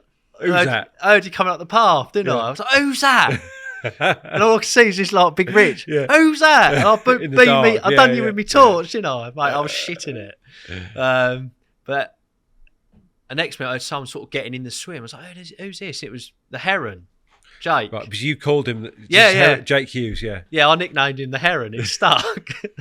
Well, because I used to see him creeping around the margins like a heron. right, He's always creeping around looking. He sort of had this little way of, because he's a tall lad, isn't he? really tall. Yeah. Yeah. I see like a heron, and he didn't mind. He laughed. He Yeah. liked that. Do you know Yeah. what I mean? It was like lovable to say. Yeah. It wasn't getting at No, no. it being horrible. It's like he's like, yeah. So yeah, it stuck, didn't it? He's called that today. But yeah, he come round. He'd been at school. I was like, oh, can you keep a secret? He's like, what? I said, Flattered. yeah. And it's in there, totally. Yeah. He went, oh right, yeah. All right, yeah, I'll keep it quiet, and he did, bless him, you know. But he went, and I hung on all day. I think don't know how I'd done it. I think I'd had a day's holiday or something. I don't know why, but I stayed all day to the death. And then I had a big liner that afternoon. Thought I was in, and there was a big bow wave go through the back of that bay. I think something got spooked. So that was that trip, mate. Went home, caught. I think I was on about 8 nights then, 10 nights, something like that. And then the following week, I couldn't get back on the Friday because Spooner was out. This is when I was working in the office. Yep. Johnny Mann was out. There was only 3 of us in there then. You know, it's how small the company was in staff for the sales. There's loads of boys down there, isn't there? I couldn't get out till 4 o'clock, just absolute 90s on all day, just getting on with work, buzzing off it, thinking I'm going to get there. So turned up, it was rammed, mate. Everyone had turned up all of a sudden. Barry the Blade was in the point. He'd got there. He knew what was going on the date, and it was around that 4th of April time, 6th of, I can't remember the exact date, but it's that period. It loved that start of April. Next morning, like I've made doing pole position, just like camping, heard the Neville go about 10, 11 o'clock. I said he's got it. Went round and it was all wedged up. I think he'd done him in weed, and we went and got a boat, and I went out and helped him to see it powering through the water. I said, you got it. Like, you see it. And he got stuck on a branch. I went, I'm getting in after it. He went, don't get in. I was like, I'm getting in. I was trying to net it. And he was like, we got it off. And yeah, it's his story to tell. I shouldn't start telling these stories. It's a bit unfair. But yeah, we got it in. And it was like, yeah, be big, like, you know. Looking from above. Yeah. But it'd gone in its front a bit. It'd lost it in its front. And I think it's £36. He was happy, mate. He'd had a few goes. Barry over the years, he'd done all that sort of area. It was a fish that for a long time was a 39 yeah, pound, wasn't it was, wasn't it? Then gone bigger. Yeah. But for some reason, well, age, I think, wasn't it? Yeah. They often go up the front when they're old. That's it, they do. Yeah. So, yeah, we helped him out, done all that. He was buzzing. Yeah, good for him. And I was just a bit like, don't look right to me. That's not what I want to catch. Were you just making it easier for yourself to take by taking that stance? Yeah. Because I guess looking back, you'd have had it at 36, wouldn't you? Now I wouldn't kick it out of the net. Don't get me wrong. Yeah. If that had been, you know, I'd call. No, don't get me wrong. I'm not like wait. No, but at the time, it made it easier for you if you were like, no, I don't want it like that. Yeah, no, and it was like, though it's safe, still the park in the ag. Yeah. I thought, nah, you know what? Like, if I'm going to go through it, I remember Elliot sticking it into me in the office. Right. He goes, you just were after a 40-pounder. Like, Yeah. you know what he's like friendly, brutal, isn't he? Yeah. I was like, no, I want it at 40. You know, even though it was not at 40 plus. But no, I thought, no, I don't want it looking like that. It did do another capture after that? Done a few. Going down and down? Yeah. Yeah. Gradually. I think mate Rob caught it. Spencer from Aquabaits caught it, I think. Do you Rav caught it. do you feel vindicated that you left at the right time? You know, that you didn't stay? Yeah. Not vindicated. Do you feel like you made the right decision? Yeah. And I had the ticket for Elstow Pit too. I Yeah. thought, got that mother up there, haven't you? Yeah. Now, this is right. We need to qualify something here because we talked about Carp, we talked about Toddlers, and we're going to talk about Pit 2. They're not very successful. None of we which spoke you about. caught the big, and you've since gone horrendous on and caught the, portfolio, isn't it, on that? but you've gone on to catch more big carp than you could ever have dreamed about. Yeah, since. and I wouldn't change it. No. The mother kind of more or less disappeared after you. Yeah, it got foul hooked. What it wasn't out loads of times, was it? So I joined pit 2 for the stepping stone for pit 1. Which most people didn't do. It's No. fair to say they wanted the mother. Yeah, I was like, I'll give it a go, but when that pit 1 falls through my letterbox on that doormat, I'm going. It don't matter if I've caught it or not. I'm going on pit 1. That was my main goal. But I did fish it. Yeah, I went out to go. Well, that's where I came and saw you again. Probably only a couple of times during that period, but one of them was there. Yeah, it was. Yeah. And met the Apache for the first That's time. it. A guy that had a lot of influence, I guess, on you in your early Elstow days. Yeah. He was one of the friendlier, like the easy way in, if you like, for a lot of people, because Steve was fairly open. Yeah, he Or was maybe, actually. Yeah. That's when you bought them eclairs, wasn't it? Oh, yeah. I like these, Rich. He Yeah. loved them, didn't he? Probably why I've got a ticket now. Drink slurping cups of tea with cream round his gob, wasn't he? All that me. Yeah, he was actually. I think there was a slight connection because Dan had fished pit 1. He knew Steve, didn't he? And You were Korda in it. that's it. And Paris was on there. Nige Archery. He'd been doing some work for us, making leads, and obviously I chatted to him before the ticket, and then I'll see him again, and you get chatting. Oh, hello, Nige. All right. Yeah. And it's a little bit of a stepping stone in. But yeah, I bumped into Steve in the car park, and he's like, "I envy you every day. I do. I hate my job." He goes, "You got one of the best jobs in the world working for Korda." And then he just had a chat, and it just went from there. So yeah, he was, he's friendly. Yeah, I sort of welcomed in and chat away and tell you all the stories as he does. So we've done the pit 1 thing with Dan recently, but we didn't talk pit 2, and pit 2 is where you sort of went, and again, a lake with a fearsome reputation. Describe the lake and the stock for us, please. So at the time, you're looking for 35 acres roughly. That was the year they pumped it down, not drastically like you've seen now, but the water level slowly rose, but it brought it down. You could actually walk around the whole lake. So it took off probably about 5 foot, 6 foot roughly. It's a deep lake, yeah? Yeah, depths down to sort of 38 foot, in places 40 foot. Are these pit 2? These ones? Yeah, let's find That's some. that's the pit, stick, pit, that is, That's mate. pit 1. Have you got any pit 2 shots No, in I've here? got nothing, Rich. I've got shots, but I didn't put them on there, mate. Pit 2 shots, yeah. Okay. I didn't put them We'll on. come back to these. Yeah. It's a shame you haven't put little shoulders in. Mate, I've got a great picture I'll tell you of what, that. you better find this on the Korda website somewhere. There'll be something if you could dig around in there, Tobes, because I'm sure that we did news stories at the time. We did, yeah. Because you were doing that whole Diary piece, wasn't it? We was Did you have a doing? diary? Yeah, do you remember that? Check it. I was Have a look, famous have a once. look. I was famous, mate. I was like the in thing. Now I'm just bottom of the pile, mate. I was going to be someone. I was going to be on Monster Carp at one point. So, what about stock? Very few, right? Yeah, so you had the mother, scaly, epileps, shoulders, little shoulders, obviously. The sausage? Is it That called had the sausage? gone. Had it? That had Oh, gone. shame. The imports were gone. Lisa was gone. So a lot of them are gone. How many fish? I reckon about 100. Yeah. 150, because you had that panic stocking in 05, didn't you? That was meant to go in pit 1. Right. And it all went on, and they all got thrown in pit 2, didn't So these they? are fish like Twisted Scale that went on to Yes, very big fish. that's it, yeah. So that sort of crew. Obviously, Twisted Scale was an 18. That was the big one, wasn't it? 38 Of that pounder, wasn't stock. it? Yeah. Yeah. So there's a few to go at. I've got a few commons in there as well. And how did you decide? Because obviously, what you've done on there with the scattering boilie and the chod is that couldn't be further from the Elstow style of fishing. No, so I'd been catching on that, so I stuck to that. Which is a fair point. Yeah, why not carry on as you do? You didn't do it on the car park though. No, You but changed I wasn't it. that advanced then. Right. That's old tech. This was new technology. Yeah. You know what I mean? But if you want a bit of history on that naked chod, I remember my mate Ben at the Manor welding that on for the first time. You've probably heard of it back when Dovey mentioned it, but he just put a Do you couple know what? I don't know where the naked chod came from. I mean, presumably. Well, I don't know. You tell me. Ben had lost a leg core leader. It's Ben Freeman. Yeah, Is that's it. Yeah. Mate, really good angler. I think he's in Australia now, Right. but he had it.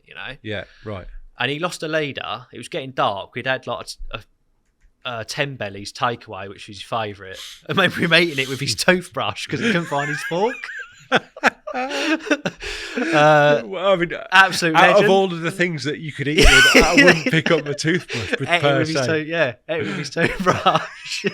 What was it that you could eat with a toothbrush? It was special rib chow mein, his favourite. Oh, right, so you a could- 10A or You could something. get the noodles round it or whatever. Yeah. Yeah, then chomp down on them old ribs, mate. Wash it down with a 5 litre Pepsi, mate.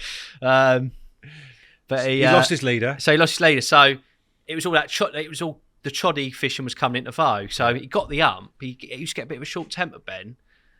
Not with you, but just Yeah, like yeah. if it was going wrong. So he was like racking his brains, and he just like side threaded a bead, Mm-hmm.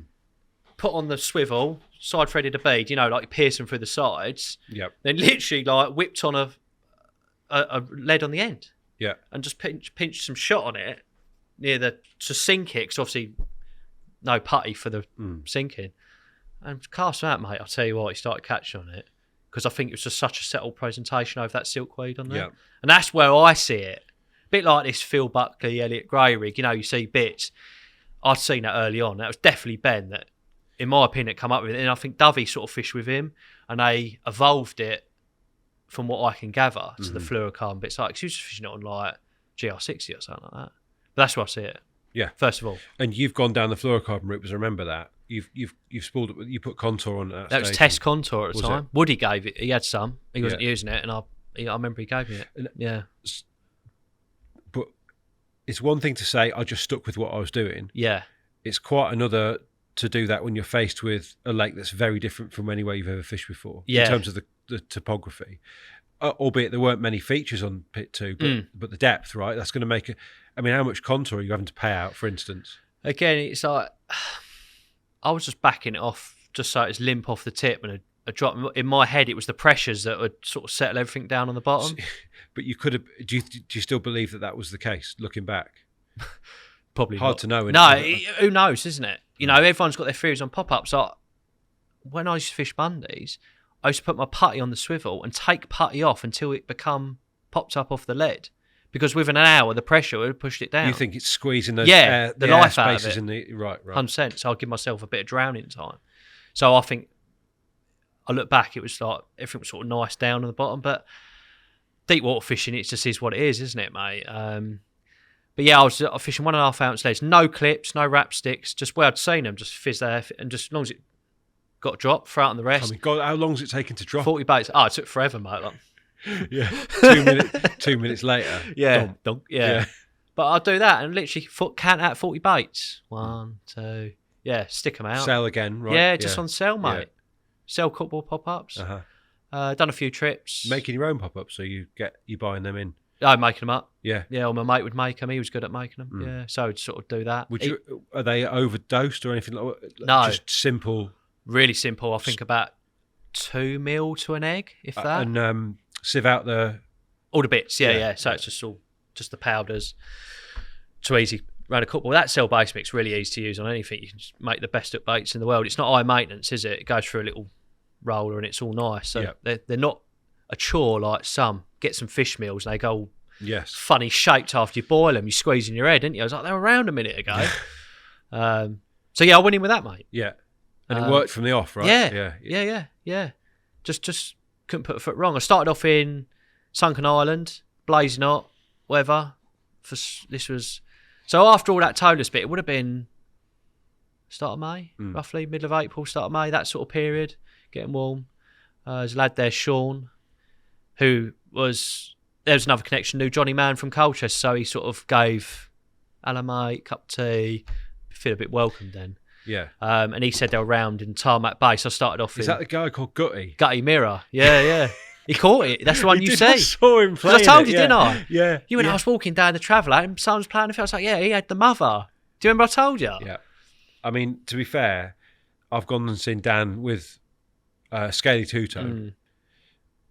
I could have seen the mother. Like, they're two of the best fish on the complex, aren't they? I mean, I can't. I reckon probably, I'd fall on.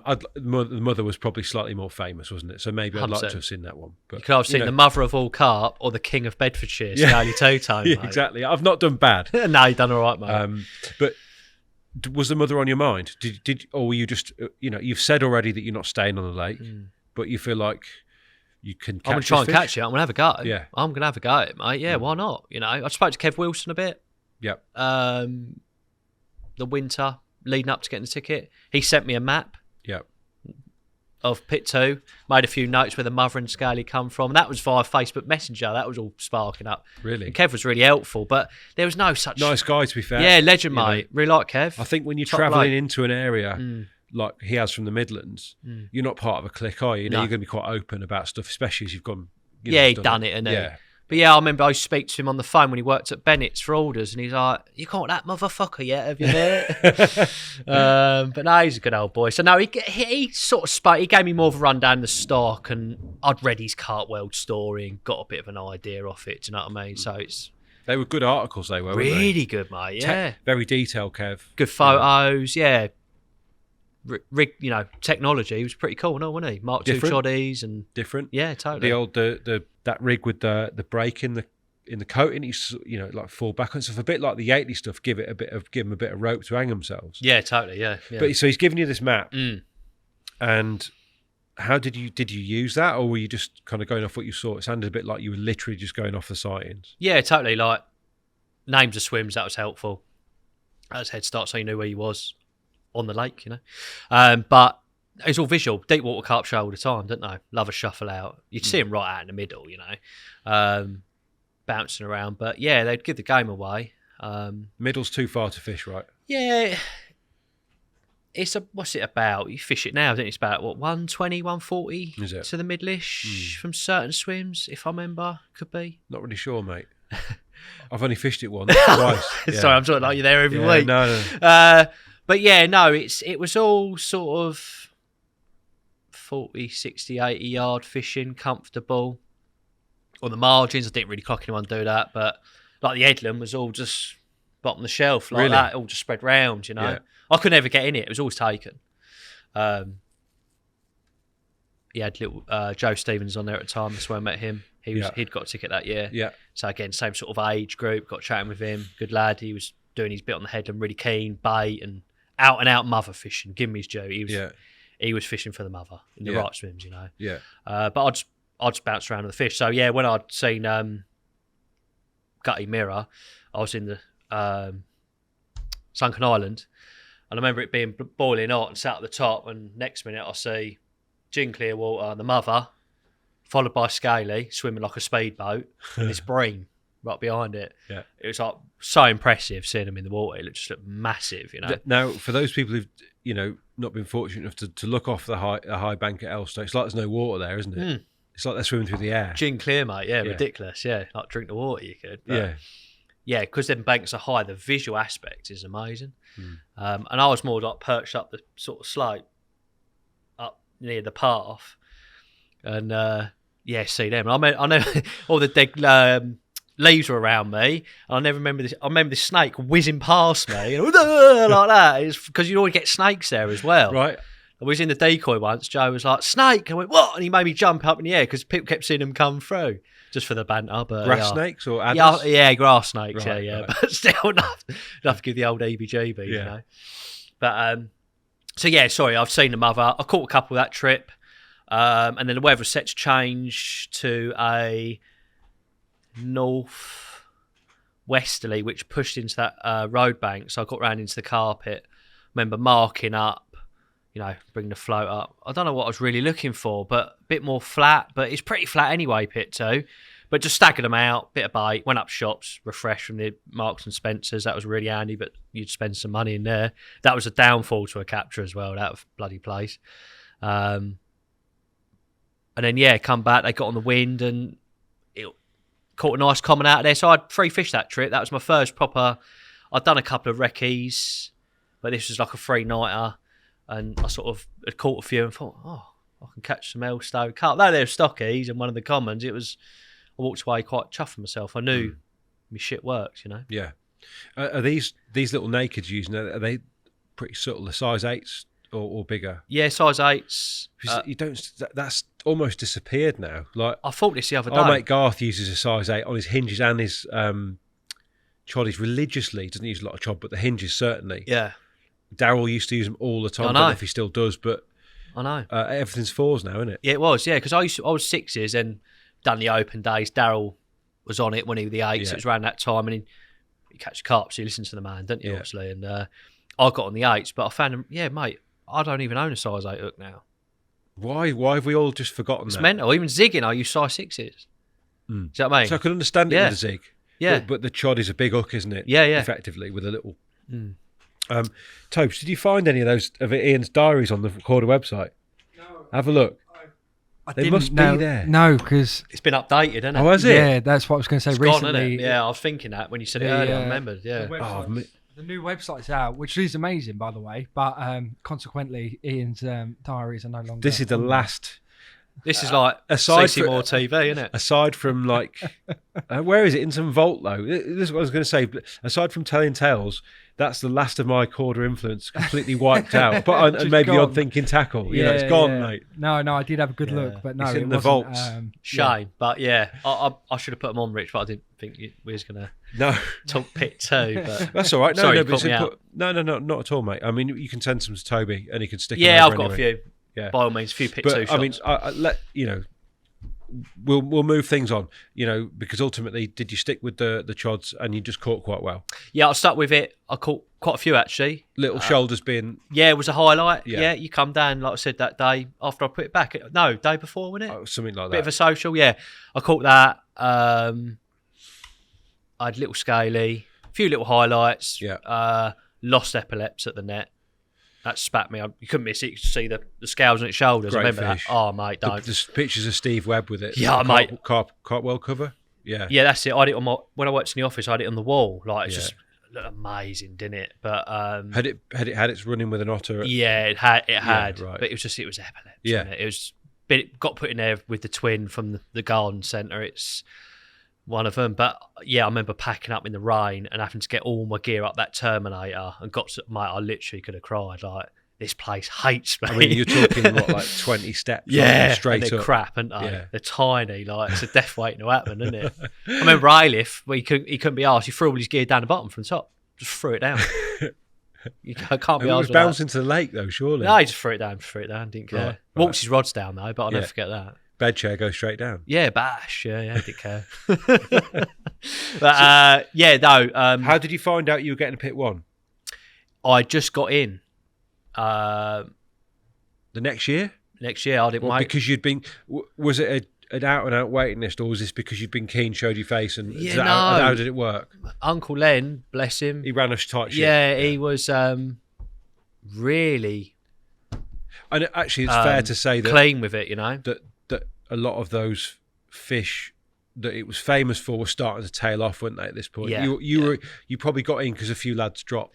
Yeah, in exactly. that You still period. had a lot of lads holding it, and that the year before, a lot of them held on. It was a really quiet year, and I think the bulk of the dropout was on B Rotor at the Yeah. time. So I think how Len done it, how I worked it out, it was nothing because I'd spoken to Apache or Right. been there. It was just down. I think how Len did it was, I think when he got his letters back in order, you know, like you was before me, so you go down, nothing, Yeah. and you just worked through it. And it's literally like, I remember Steve, like, I used to talk to him about pit one. And he's like, geez, he goes, I don't think you're going to get in next year. Sorry about that. And I was like, oh, it's what it is. Gutted, but what can you do? Because renewals are around December. And the letters go out in November, they did, roughly. I think it was October. But Len had been working through the list, and the people that he'd been wanted pit 2 still, because the mother was like £45 still, like, you know. Biggest fish on the complex. And he got to me, and I was in. Literally spurred him out because he just wasn't hearing back from people.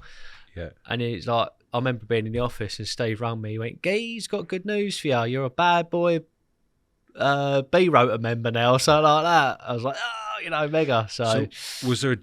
Can you explain the difference in the rotors in terms of personnel? Like, was there a different vibe on each rotor? 100%. I started off on B Rotor. Yeah. I'm 26 years of age, and I'm like never been intimidated so much in all my life. Like, people then, that were there now I'll get on with. They got to know me and they're like friends and that. But I remember doing an Easter draw. There's about 17 of us there for the draw, which was quite a big draw for that period. And no one spoke to me. Like, just looked at me like, younger lad, got wind I worked at Korda. Well, they didn't like that. Like, what's he here to do? Do you know A bit what I like mean? Dan said the other week, if you're wearing a T-shirt with Korda on it or something, or a sponsored angler, if you haven't got paint splattered, that's it. Yeah, the old Adidas shorts and that, mate. Right. Yeah. It's like that. But before we move on, talk to me about this. You mentioned it earlier. This idea it's a working man syndicate. What does that mean? It works really well as a working man syndicate because your time allowance is 72 hours on, 24 off, and the rotor system. So A and B rotor. You start on a Friday, midday, draws at 11:30, and you have to be off Monday by midday. So you're in that car park after a week's work, and you got a fair stab at getting in the going swim, rather than someone's camped up since Wednesday with buckets behind buckets. It was like, you can all have a fair go. Like, if the Reeds was on fire, 10 of you could all have a chance of having a while of a time, but no one's been doing it at 3 a.m. to get it, So there's some degree of trepidation when you put your hand in that bag. Do you not want to draw? I used to have a technique. I used to let everyone go in before me. Yeah. I used to be really good at drawing, to be fair. Do you draw out a coin with a number written on it? Yeah, so lowest number, obviously being number 1. First pick. First pick. So B rope was pound coins. Yeah. You come out last, you got the money. A rope was tight as you like. We was bingo balls when I went on there. So, but when Blue was doing the draw, the bingo balls, he'd always get a shit draw, lose a day's work, and then just throw him over his head into the road. So it ended up the draw bag was all over the show in the end. There's all sorts of numbers, but yeah, that's how the Rotors did it, mate. So when you first stuck your hand in that bag, had you pulled one? Were you prepared for that? But back then, when Yeah. I got a number. I think I got 10 in that draw. Oh, so you no pressure then? No, I just went white stick away from everyone because all the old boys all congregated on the point, peanut, reed, stick, all stood there drinking tea, staring at me all weekend, giggling and fucking laughing at me. And I'm like that. Do you know what I mean? Did you have any clue as to what you had in front of you in white stick? I did, because I'd done. So I got the ticket starts in January. Gives you a little bit of winter to recce. Right. And Nige Archer I'd met, he was there. He sort of took me around the marker float and went cast out there and just got me feeling for it. Yeah. Again, there was no wrap technology. It was still line markers, though they were about. No one's really on them yet. And so I got a feel, and it was like aim at a swim, aim at a dip in a tree. It was all 60 yards to 80 yards max. So, yeah, I knew the white stick. I knew the bar was out there. But I caught cut that week, and I fished with adjustable zigs. Wow, right.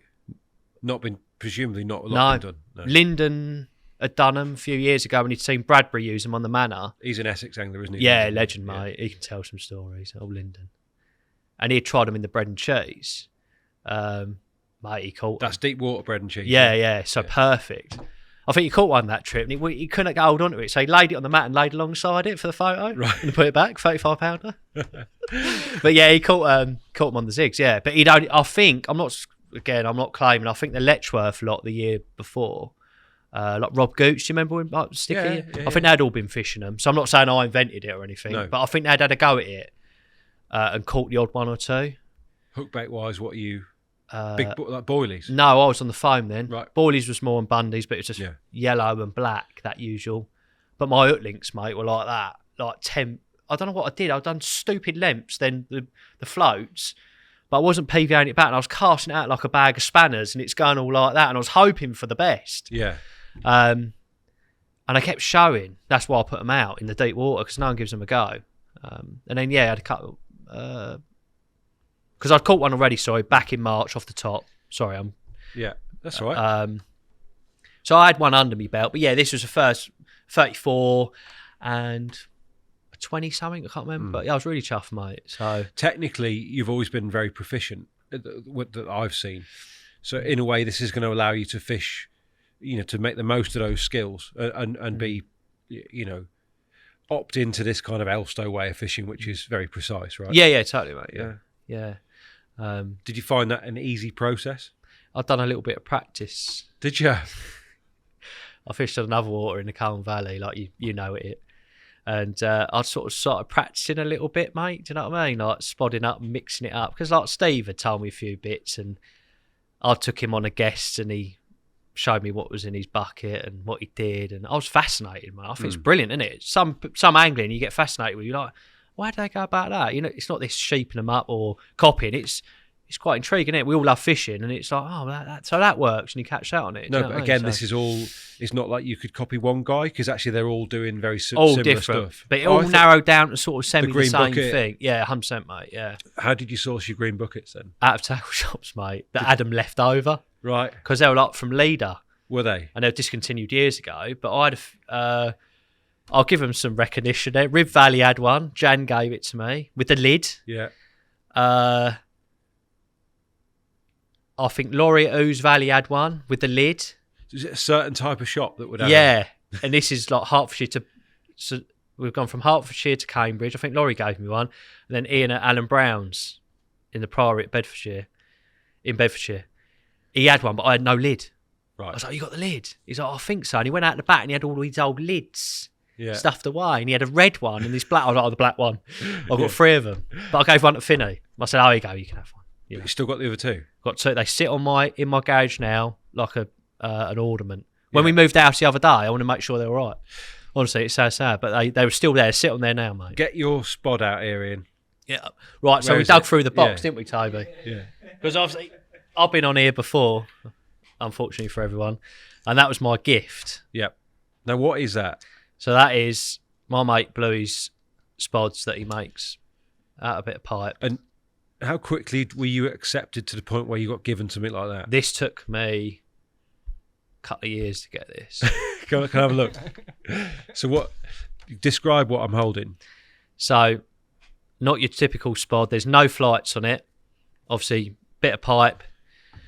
White, it's a bit mucky now. And then you've got the top that's got cork pushed down it. And that's 4mm cork cut to circles and glued in. I don't know how he does the tops.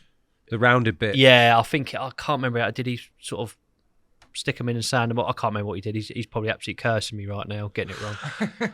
He put the tails on that's a bit of old Merlin or something there. Proper hook link from Elstow. That is Supernova. It is, isn't it? Yeah. Yeah, you're right. Yeah, it is. Yeah. Sorry. Yeah. I had some of that.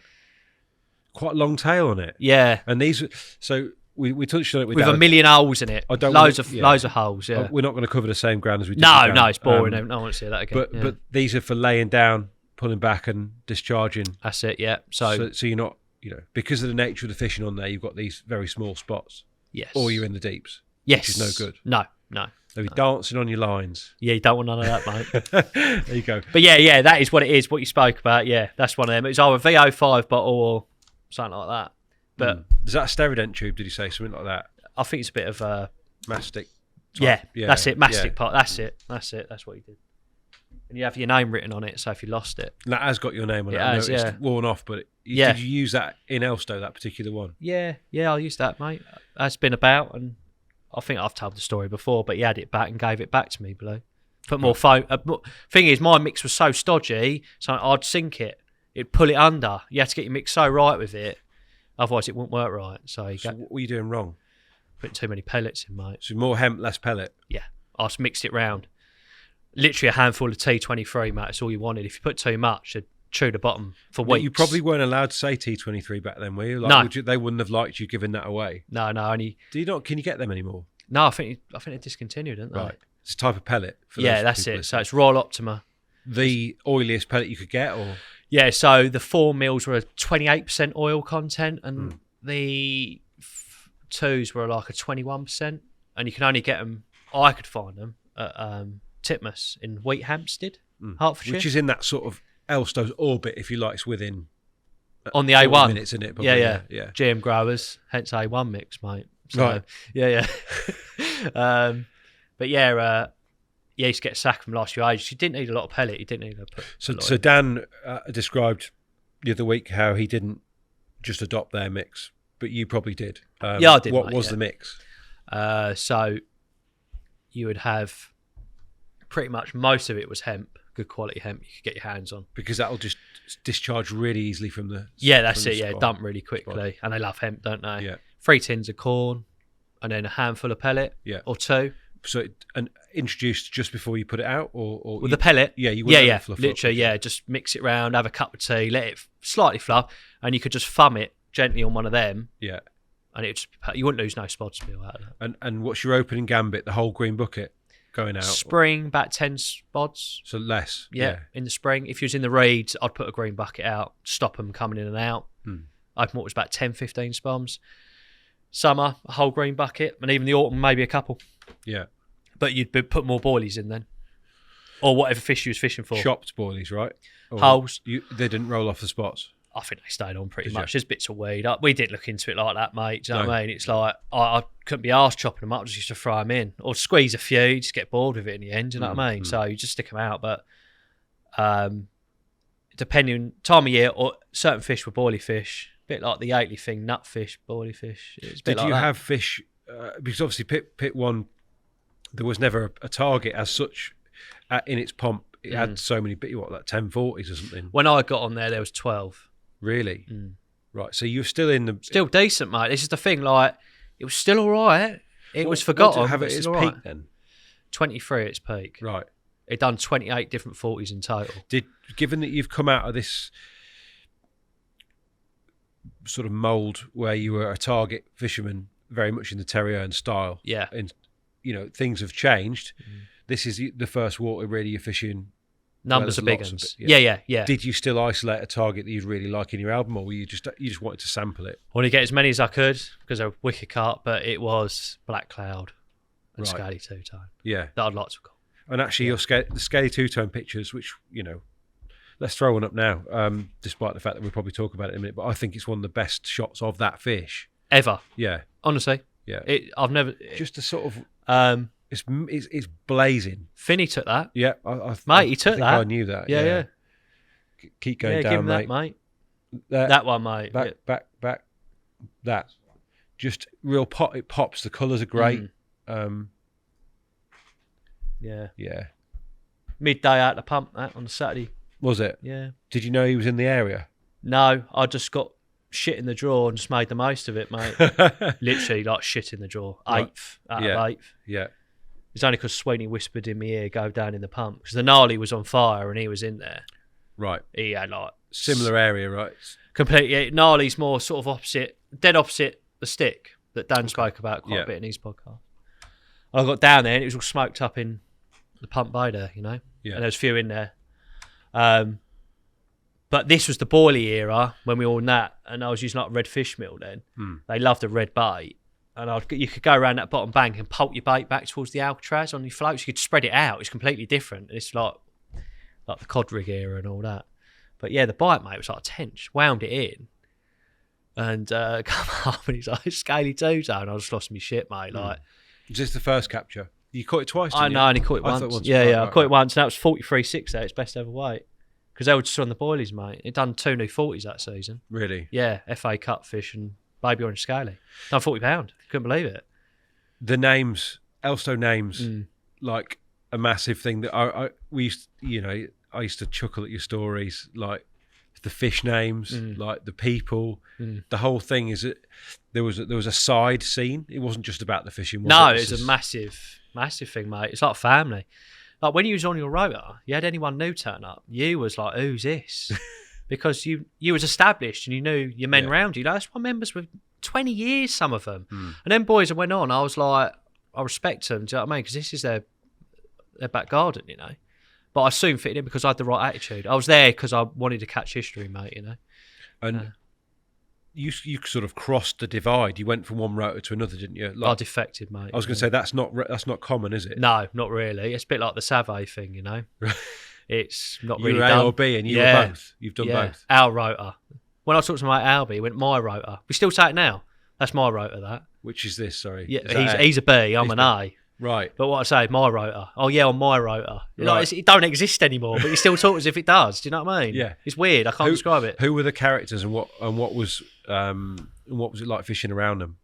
I I'll talk predominantly about A because that's when the first season I was on B. I didn't do much after October, but the next year, so I met Bluey through another lake, and he was a hard man to crack. He didn't talk to no one, mate. Right. You had to earn it with him, and we're best friends today. Yeah. You know what I mean? Like, it's mental, but he got to know me. And he took me under his wing, and really good friends, best mates. So he let me in as such. He'd been there a good 15 years already. You almost needed someone to advocate for you, someone to be, he's all right, actually. Yeah, that's it, yeah. Oh, yeah, and if you wasn't, you were fucked, mate. You was on your own. There's people on their own because... Which isn't right. No, but what Elstow did was we didn't do desperation, mate. Yeah. There was none of that, people carving you up, poor manoeuvres. It policed itself. Because of the way these guys would have been treated as such. They didn't have to do any bailiffing because the syndicate run it, Right. Not in a horrible way. I don't want to say I'm like there's bullying. It was not, but if it just everyone got on, and it made it a really nice place. So what, in terms of the angling, was it impressive to watch? Because obviously it had this reputation of being a certain way, and anglers doing it at a certain level. What were you seeing? I think a lot of that had gone when I turned up. That was the late 90s, the Elstow angler. Yeah. People that fished it after that, they're not Elstow anglers. They're just mimicking what had been done, mate. Mm-hmm. The Elstow anglers are long, Ronnie, Head, the Pashleys, they were the people that started that. If people go, you're not an Elstow angler, mate. Right. You're not. You're copying what was done. Do you know what I mean? So, which you'd have to include yourself in. Yeah, I'm not. Yeah. I'm not going, I'm one of the Elstow boys. Far from it, mate. I just went and mimicked it and wanted to enjoy it. Do you know what I mean? But that era had gone. Do you know what I mean? So you had on my rotor, you had Ginge, Bluey, Bod, Sweeney. They're the ones that sort of stood out to me. And this isn't a sociable lake as such. No. I imagine in certain swims it would be, but it's a difficult lake to get. Some of the swims are like out the way, aren't they? They are. Like, on there, if you... Would you reel in and go and see people? No, you sort of... You weren't trotting, though, presumably? No, you could trot. You could, on the point, you could all congregate. So Reed's point, is that all? Reed's, boards, point, peanut, stick. You could all congregate. Obviously, the Reeds, you're on your rods, fishing to one bleep and so everyone's in the Reeds if that is... Yeah, you'd go in with them. You don't leave your rods. So one bleep and you cut off, mate. Line flapping in the wind. So... you do that, or you go next door, but no, you just get on with your fishing, mate, or winding and go around. It's really easy go. You could go back to your van if you wasn't in the snags and that, i.e. pump the reeds, but it was pretty laid back. Like when Albie used to turn up to watch the birds because he wasn't fishing then, we'd all run back to our swims when he'd see his car. And he says, I don't know why you all did that. I was like, well, it was you, wasn't it? Like, you had a reputation, if you're off your rods, you get told off. Oh, right. He's all running back, mate. It's only a swim away, but they're quite, like you said, far apart. So yes. Quite a lot of them, weren't they? But yeah, you'd normally sit next to someone you knew next door and all that. Yeah. And like I say, everyone got on anyway. I mean, how long were you on there? It probably wasn't that long, was it? I've got 8 tickets at home, so... Oh, really? As long as that? Yeah. That's ages, actually, isn't it? Yeah. I deferred for 1 year as well. A bit like other places, some years I didn't really fish it. Like my last year, I just went down and fished the reeds in the summer. I just reeds fish, which was always a bit frowned upon or not, but I was going there and just fish for bites. But I'd end up catching the same fish again, that I'd caught before. Because you had reed dwellers. Yes. Reeds fever you could get as an angler if you wasn't careful. Well, just you want to get back in because it's a drug. It's like... Yeah, just... You want to get those bites. Yeah, it's the easiest place to get a bite on the lake, really. Yeah. You'd have... Yeah, one out the open water was worth 10 out the reeds, I used to say. I mean, the open water fishing sounds great on there. This idea that what you used to, the can of Castrol have been poured over the spot, when they start to bleed up. Yeah. And it's coming. Oh, yeah. Yeah, exciting. Getting line and stuff like that. And they'd show just off the feature beyond you. Yeah. Come out, oh, mate, mega. Really exciting. They'd clear you out. Really? They'd show you how it's done. Or chew you for hours and just couldn't get a bite. I remember catching dogfish at the dugout. I was looking back on the dates. It's the end of this month. We've got a picture of that one. Did you? Yeah, it should be on there, Tobes. Yeah, it's a night shot. I've got like a camo jacket on. I'd fish the dugout in the week on a work work night. I had 330s. That one, bud. No, not that one. It's with a camo jacket.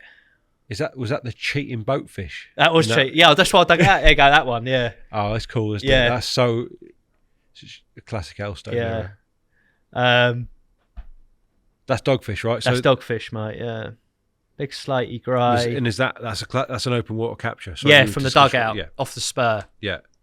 But I was just about to tell you about chewing the bottom. Yeah. That's what I was going to. Yeah. Because you like a few rigs and bits on this, didn't you? Is that a 40-pounder? £40 for, yeah. Mega. I mean, it was entering an era probably when there weren't so many 40s, wasn't it? No, so like I said to you, turn Yeah. up, they're all dwindling, mate. Scarface died. Right. Clipfish died. A few went backwards, like long speckles went down to 30. You know, not it matters, but they dropped out of that particular number, that bracket. So, mate, yeah, to catch a 40 was like gold dust, really. It's a proper achievement. So that was my first 40 out there. What was the technology then, mate? So yeah, I was fishing the dugout. I caught some, and I was fishing the spur. It kicked on a bit, and I've got that in the drawer at the weekend.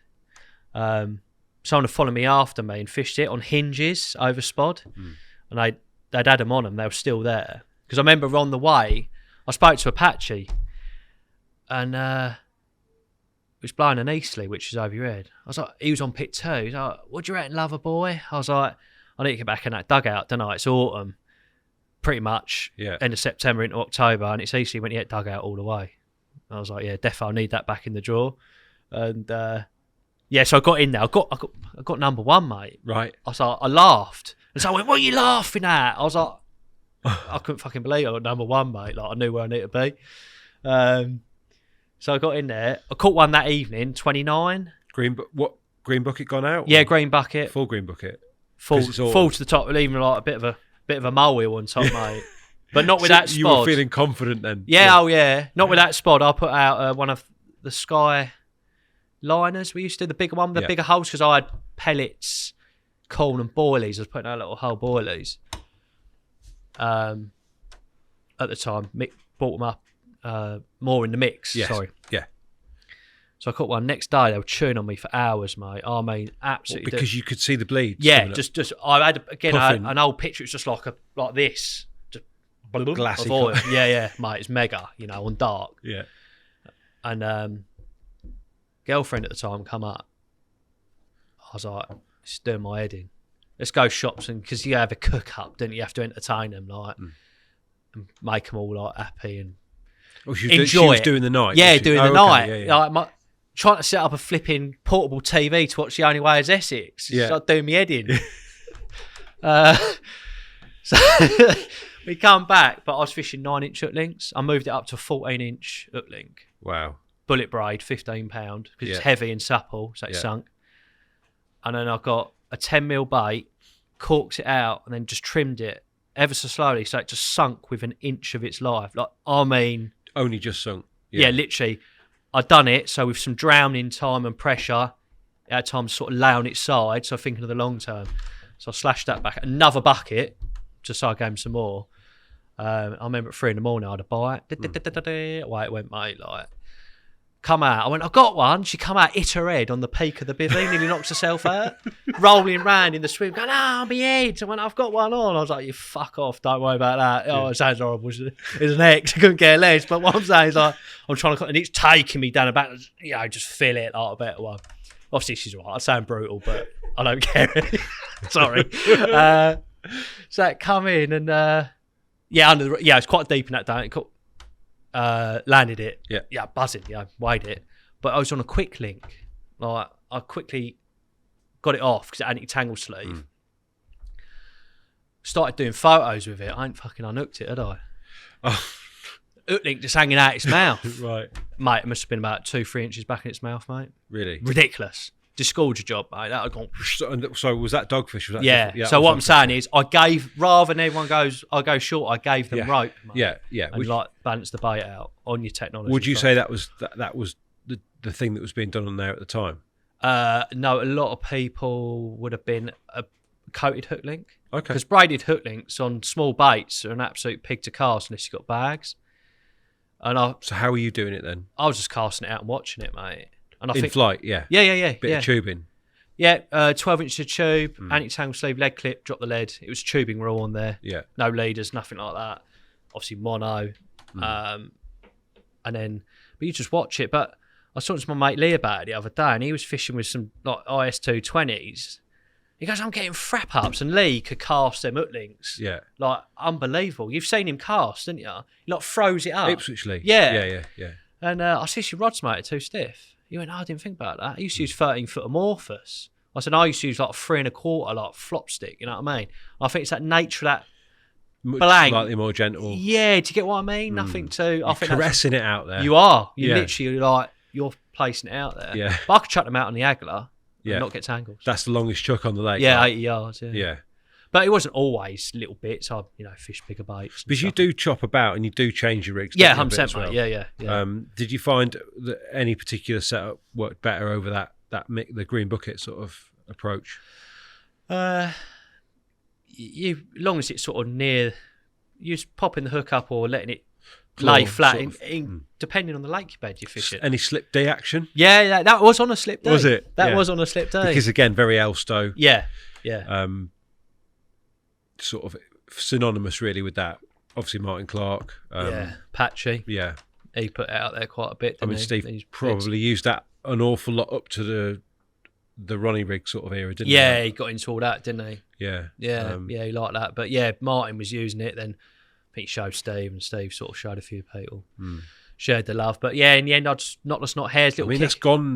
that's gone everywhere now, hasn't it? You see a lot of that slip D, albeit not tied necessarily that way, but on a lot of lads' rigs. Oh, you know. yeah. Miles yeah. Gibson I've seen using that sort of thing. Yeah, I like it.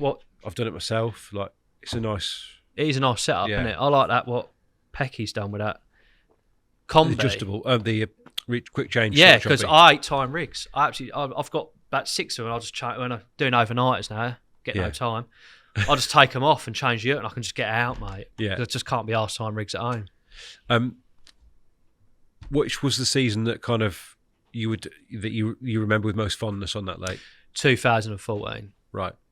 Because you were hitting your peak in terms of your ability to catch them out of there, or the fish that you caught. Was that the scaly two-tone season? Yeah, then Black Cloud as well. Yeah, that same season. Talk to me about Black Cloud. Like what? But you said that right at the start. That was one of the fish that you really wanted. Why? Just it's iconic Elstow, isn't it? It looks. Is there a particular picture that you remember, like that you've seen? It started off. I think I remember seeing Steve Hayes with the unattended on the front of Carp talk. Like them all Mayflower. Yeah, the white. Yeah, blackthorn flower. White sort of. Yeah, yeah, that's it. It's a great shot, didn't it? Big thick wrist. Very Elstow. Like you've got dog rose, you've got blackthorn all round the pits there, haven't you? Yeah, exactly. Clay. Classic, isn't it? Yeah. But I think Archer showed me a picture, and I was like, "Wow, like that's cool. We need some of that." There's some really nice pictures I've seen. I think like Albie had it at 36. It's mental. You should see this picture. I think you've done it in Carpology. It's like black, mate. You know. But yeah, I was just like, "That's cool." Why is it called Black Cloud? Because there was a teacher on there that was always dooming when he turned up. They nicknamed Black Cloud. Just like. He's still about now, mate. And he caught it. Yeah, that's why I called it Black Cloud. A bit like Dogfish. Someone's nickname was Dogfish. Right. So they called it Dogfish. Give us some more nicknames. Nothing explicit. I think I might have mentioned in the Dan one, the cheating boatfish, or also have a go Cleghorn. I like that. For Rod Viney. Yeah. Because Viney was playing one off the right hand Alcatraz, and Cleghorn was going, "Let me have a go, you Rod Viney. Let me have a go, please. I ain't caught one for ages." And that's why it got the nickname. Have a go Cleghorn. But they're all and you've got a shot of him. Yeah, that's on there. Yeah. Get him at the scaly one. Yeah. In the the North Face hat on, mate. Yeah. Well, there he is. One, yeah. No. Yes. Yeah. That's Have a Go Cleghorn. Yeah. Or Borrow Rod Viney. Yeah. That's out the race. Yeah. And he was. I mean, I don't recall seeing many carp like that ever. No. Certainly not from Elstow. No. So unique, mate. There's a small little gang of them like that. I think there's one in Clarkie's book that looks a bit like that as well. He's strictly carp. But this is an old looking carp smothered in little petal scales. Yeah. Twisted all round. Some big ones as well.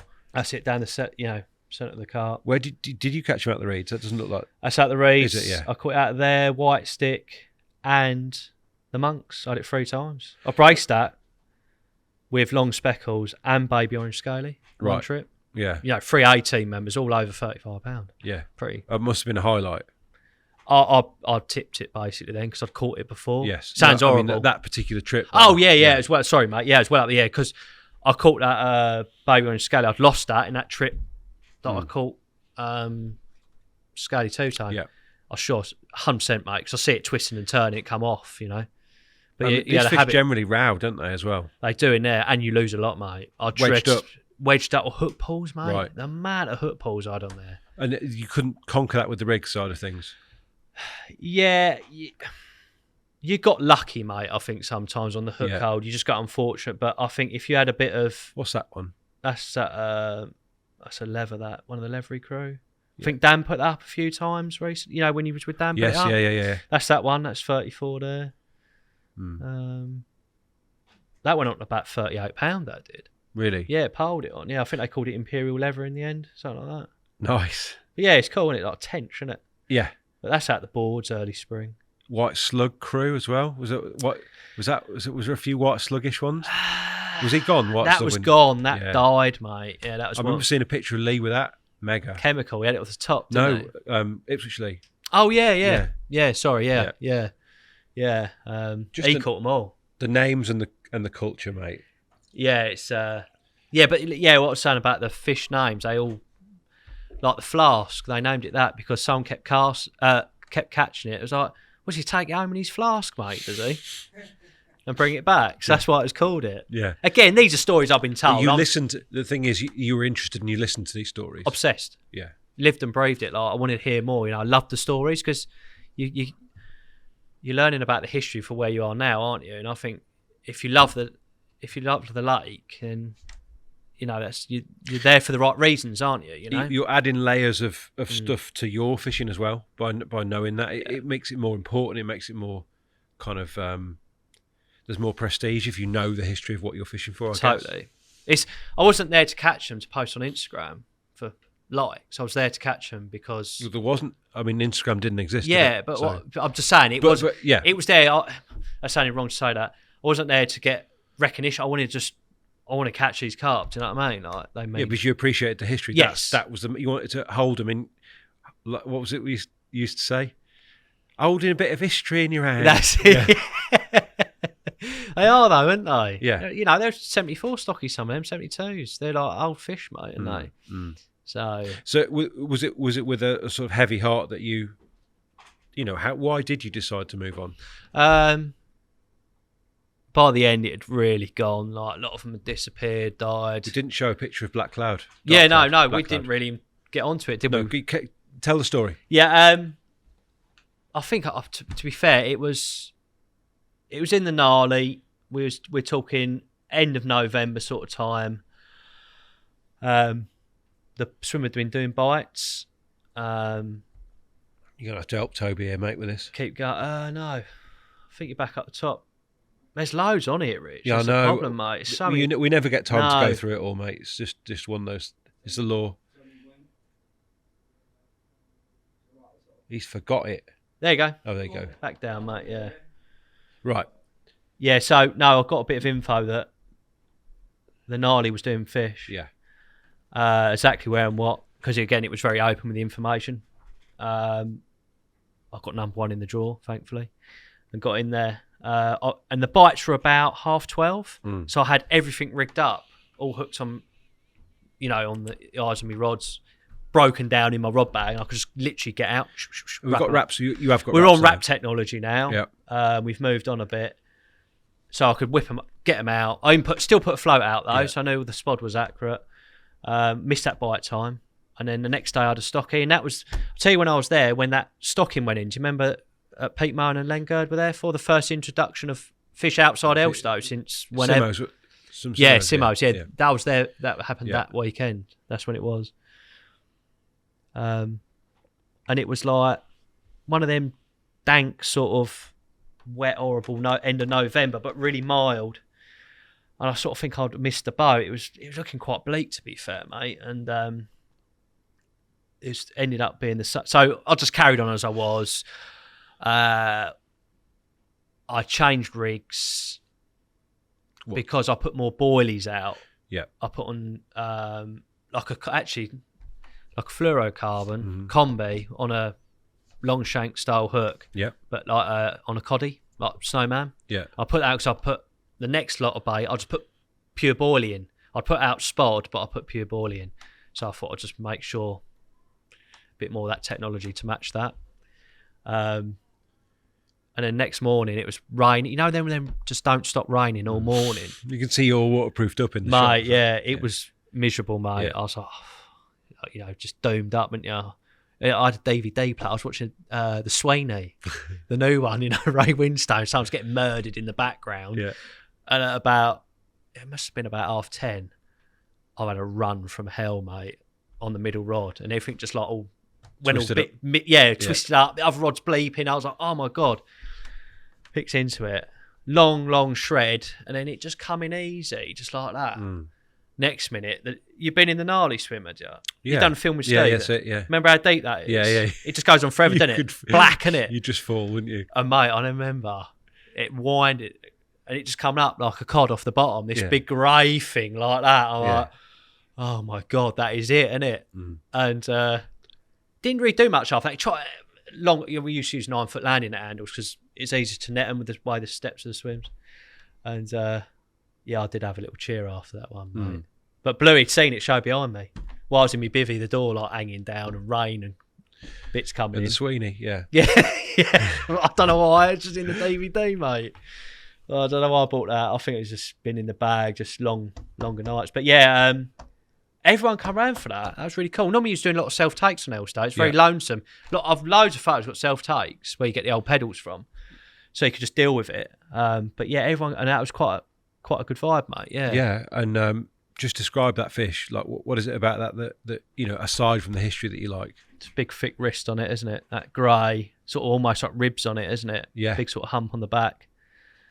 Smallish head. Yeah, isn't it really? Yeah, splitting the tail. Could always tell that when it's swimming about. And another characteristic of those fish, like we discussed with Dan, most of them have got details that you don't see on the, you know, like these the tiny pearly scales.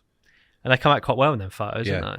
I mean, he's not dark at all in this one. No, I think someone got their ISOs wrong. Yeah. Mate, I was sometimes like, we was green squaring it, mate. Do you know what I mean? Like, Yeah, it's only recent years I've really got into it, Rich, you know. Yeah.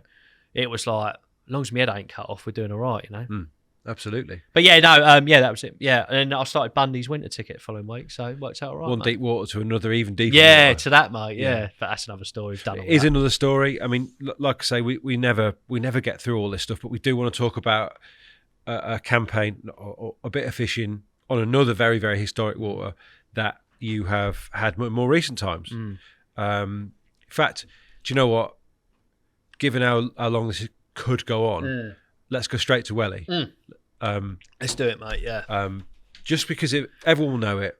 It was again another water, arguably, that had peaked, and you caught it on the.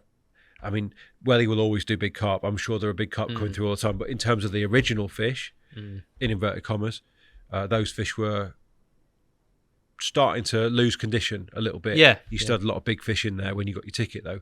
When did you get your name down? How long did it take you to get that? Because that's a big investment as well. Mate, ridiculous. Like, I put my name down 2012-ish. Ages, like, you know, what with 11 years ago. Yeah. And I got offered a few years later. Chris Pye rung me like one Tuesday evening at 7:30. Do you want in? Like, I bottled it, mate. Right. I was all stitched up in tickets. Bear in mind, it's what, a couple of grand at least? Yeah, it was cheap then compared to now. What is it now? 2,300 quid, something like that. Yeah. And I was just fully Elstow, mate. Like, it was just all that mattered. It was just I couldn't think past that. So do you stay on the list? Yeah, I think he just kept me on there. I said, you know, bit wrong time. He's cool. He's fine, Chris. Yeah, he's lovely old boy when I spoke to him. Put me back down, and I joined Woolpack last year. The plan was to go on there. I got the ticket. And then Welly come up.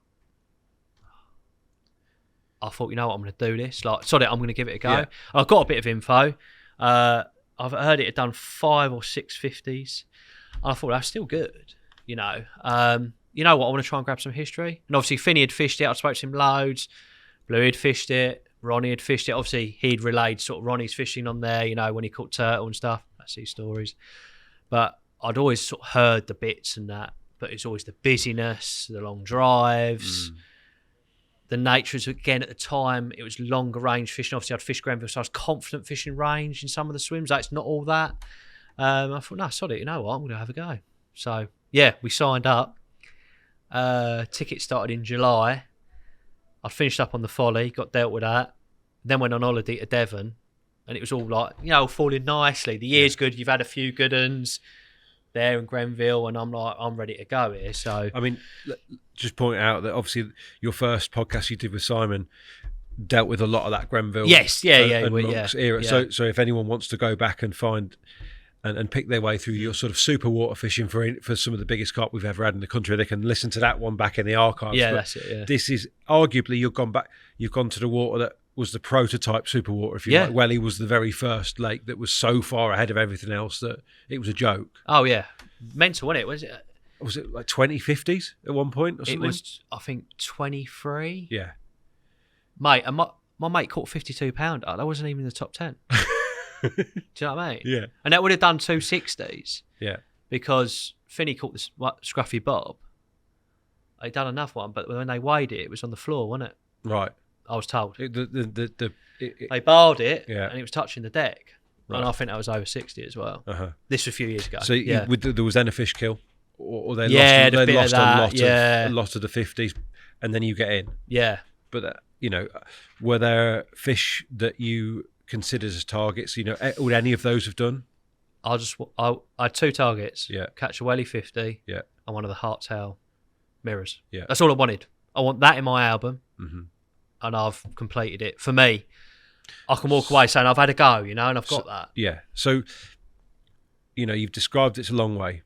What, a couple of 100 miles from you're in East Anglia, right? 152 miles Right. from my door. Yeah. Like I say, Finney's it's like quicker to drive to Northern Europe than get to Welly for you, mate. Uh-huh. It was away, mate. Yeah. I actually really like Welly, the park, particularly when it's empty. Amazing atmosphere. Yeah. The most unique atmosphere ever. In the day, it's like white noise, isn't it? Yeah. And as soon as it's like... Hang on a minute. I'm in the middle of like... Yeah. There you go. That's from the Talk to me about that shot. We should put a shot up of its sun rise. Yeah. Yeah. From the goose looking up. That's the reed swim that'd be coming up behind. The water levels were held... Like that year was hell with the water level as on last year. That was so down. Where the bottom of the shot is, that's where the water level normally comes up to. So Yeah. you can imagine it's like... So you've got a big gravel area at the bottom. Rods out at the bottom of that. That's it, yeah. A tract of water, which is kind of looking across the main open water of the lake towards the Daisy Point hole in the bush. That sort of That's in it, the yeah. distance, yeah. The Bermuda Triangle area, as they call it. Yeah, and then the Boathouse Island to your right with the That's it. silver birches on it. I mean, this is very similar landscape to the Yateley, which is just down the road. Yeah, it is, yeah. So you've got that yeah. same small oaks, silver birches, ferns. Like it's very, very similar sort of sandy environment, isn't it? That's it, yeah, totally that, mate. A shallow lake, Bales. Yeah, it's about 4 foot out there at the time. The day up in Bramble Bay was like 2 foot that season. And the big uns would get in there? Yeah, they got caught. I Yeah. see them in there. I had a go from once, and they, another story, they done the off, but it was a different from. So I've done a lot of that teen depth fishing. You know, easy Yeah. to trap the lead and got time to fill it down. That is like a whole new world. I ain't fished that Splash depth. dunk. Yeah, Like- like in the Daisy, I was putting on 2 ounce leads, and if you could trap it right, you get a drop. Yeah. But you couldn't put anything more on that. You just wouldn't know what you're fishing on. So yeah, it was a whole new learning curve, mate. So Yeah. 30 odd acres, is that right? yeah, it's about that 30, 35, I'd say. Yeah. Several islands. You've got some bays there. Yeah. It's quite broken up, isn't it? You've got some open water. Like you say, a legacy of long range fishing out of the grassy and that sort of, probably lorries, that sort of area. That's it. Yeah. And crucially, the little lake was open when you were fishing That's there, it, right? that was so a- that's yeah. like a tiny little offshoot with a bridge over Yeah. it. Yeah. That's it. Yeah. How did you approach the fishing and how did you find the lake? So I grilled Finney for months every day on the phone. Yeah. What about this? What about that? Because it's good, isn't it? You're getting all buzzed up. and I don't care what anyone says, the more information you got, it's good to start with, isn't it? I'm sorry, but everyone does And it. you've always done it. Yeah, You're a networker, aren't you? You know, Yeah. you're interested in everything from where the fish came from to where the fish get caught from, aren't you? Yeah. You want to know it all. And everyone does it to a degree. And it's not to be, you know, you do it at the right time, not to be rude, but when it's right. But even with your mates, in my opinion. Well, you're on the mate. Finney's a mate. Yeah, he's not. He's going to tell you. Isn't Yeah, he? exactly. So, Like even at Elstow, you tell mates, you might keep a couple of little bits back, but you know, it's really open. But yeah, so I grilled him up, what was what and stuff, and spoke to Blue about it. He'd done a few bits, and predominantly it's boilie fishing, 20mm baits. And you knew you felt that's how it was going to play out for you as well. Yeah, 100%. And those carp knew all about big baits and Yeah, but they love them, mate. yeah. I wouldn't put particles in there because you've got no chance with the small bits. I literally had 20mm hook baits, 20mm. On the floor? Or? No, popped up. Really? 20mm pop-ups? Yeah. Wow. Yeah. That's so rare, mate, isn't it? Well, that's the thing. Being different, isn't it? Yeah. That's what I did on the Folly. 20mm hook baits over 20mm, mate. Because everyone puts out a bright little one over all your bait, don't they? And they're like, potentially like, that's the old one out yeah. there. Right. Mate, I ain't chucked out a bright hook bait for 2 years. Right. I don't do them anymore. I just fish what I'm feeding all the time. And can you even get commercially available 20mm pop-ups? Yeah, what I was using at the time. You can? Yeah, like a fish meal with plum in it. Right. I was using that and he done them, and I rolled some 18s actually on corks, 14s to an 18. I got one of them CC Moore twisty things. Yeah. Finished them off. They're a pucker they are. Right. So I had two sides of hook baits. So the 18s for fishing a bit further. Yeah. Because 20s are hard to cast and over 100 yards. Rig-wise? Ronnie's, mate. Really? Just on the helicopters. What kind of construction are we talking? Like what we're doing for the boom and what we're doing for the hook? £20 hybrid in the Oh, green. really? So you're not fishing a boom, for instance? No, I didn't. No, I went on that. I used about 7-8 inches of that on the helis. Size 4 wide gape X Kamakura. Right. Just the usual stuff. Hook ring swivel type setup. Yeah, on the back. same You're not doing thing on the there? bead. Yeah. But I used the spinner weights, 50 gram. Yeah. But these were like kick them out, bosh, like hard on the deck. Wallop. It's going down hard. It's not like back on Elstow. Is that because you think it's going to get the hook into better position quicker for the on the bite, or 100%? I come to that point by accident because I always liked everything to sink really slowly and kick away. I had a batch of pop-ups a few years ago, and it just went bonk straight on the bottom. Chuck it out, and I was getting bites, mate, and the hook holes were better. Yeah. So everything now is overweighted, obviously, to kick away. I fished it on helicopters, and I'll just literally classic welly move the bead to suit, and obviously give you half a chance. The lead's going in like a missile because it's shallow water. You got no time, and it's like that's going in. I'm in my head. It's plunging, and then you got a bit of time to give yourself presentation. So in theory, again, when we're moving these beads, people go, "Oh, I've moved the bait." You're fishing a long hook link, aren't you? Because it's up. Yeah.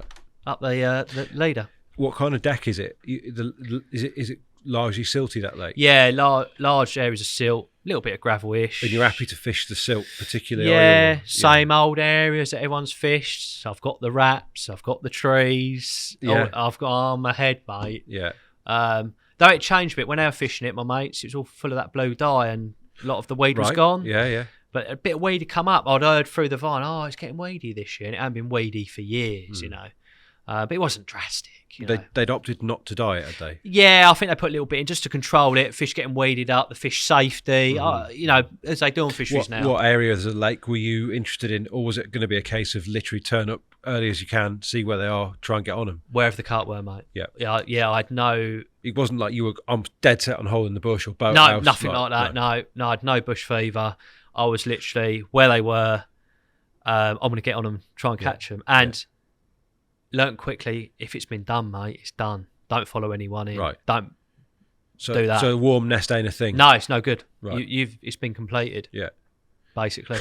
Because they move so much. Shallow water, I suppose. Yeah, they're constantly on the move, around, mate. Yeah, constantly on the move. But Goose was on fire that year, mate. Hence the picture you got there. Yeah. I fished it, never caught out of it. Really? It was a great shot. I couldn't get a bite out of it, mate. I fished it, I think I'd done about 6 nights in it. I couldn't catch out of it. Fish on you though as well? Yeah, fish about, mate. How would you know? Like, what would you see when they were around? You'd see like sheets of bubbles flanking. Really? They really give the game away. Or the typical, shallow water cars show weird, don't they? A bit like dolphin-y, Yeah. like push forward, don't Yeah. they? Like they'd surge. You just Yeah. see a big wake, like a grebe swim through the water. Yeah. Um, Because these are huge fish. big uns, mate. Yeah. But yeah, they were quite showy that year because they'd put a few Dinton stockies in, and it's like with stockies, it mixes them up their behaviour. Because like, again, you won't see them for days, mate. They can be right buggers. I was like, every time I'm like, there they are. Do you know what I mean? Jumping around. But they're visual. But yeah, I was like Friday warrior, getting there like after work, working my way down, and sort of making the most of it with a little bit of holiday thrown in. What about when you are in front of fish? What baiting scenario are you setting up? Are you sticking? Yeah, you're dotting them. I got myself on them old posh Dara carbon throwing sticks. I thought if I want to do it, I get one of them. Do you know what I mean? You always just treat yourself because that's what you're doing it as a The tackle gets designed Yeah. to the lake, mate. right. Like if I'm going I need this, I need that. So did you have this a whole bivvy. new setup for Welly? Yeah, basically, mate. Right. Yeah. So anyway, you're going to throw and stick it, yeah. Yeah, so I thought, I need that stick. 100 kilos of bait weight in all 20 mil. I was all prepped. When I come back from holiday, Yeah. I'm ready to go. Like, it's all there. Do you know what I mean? And technology, confident in.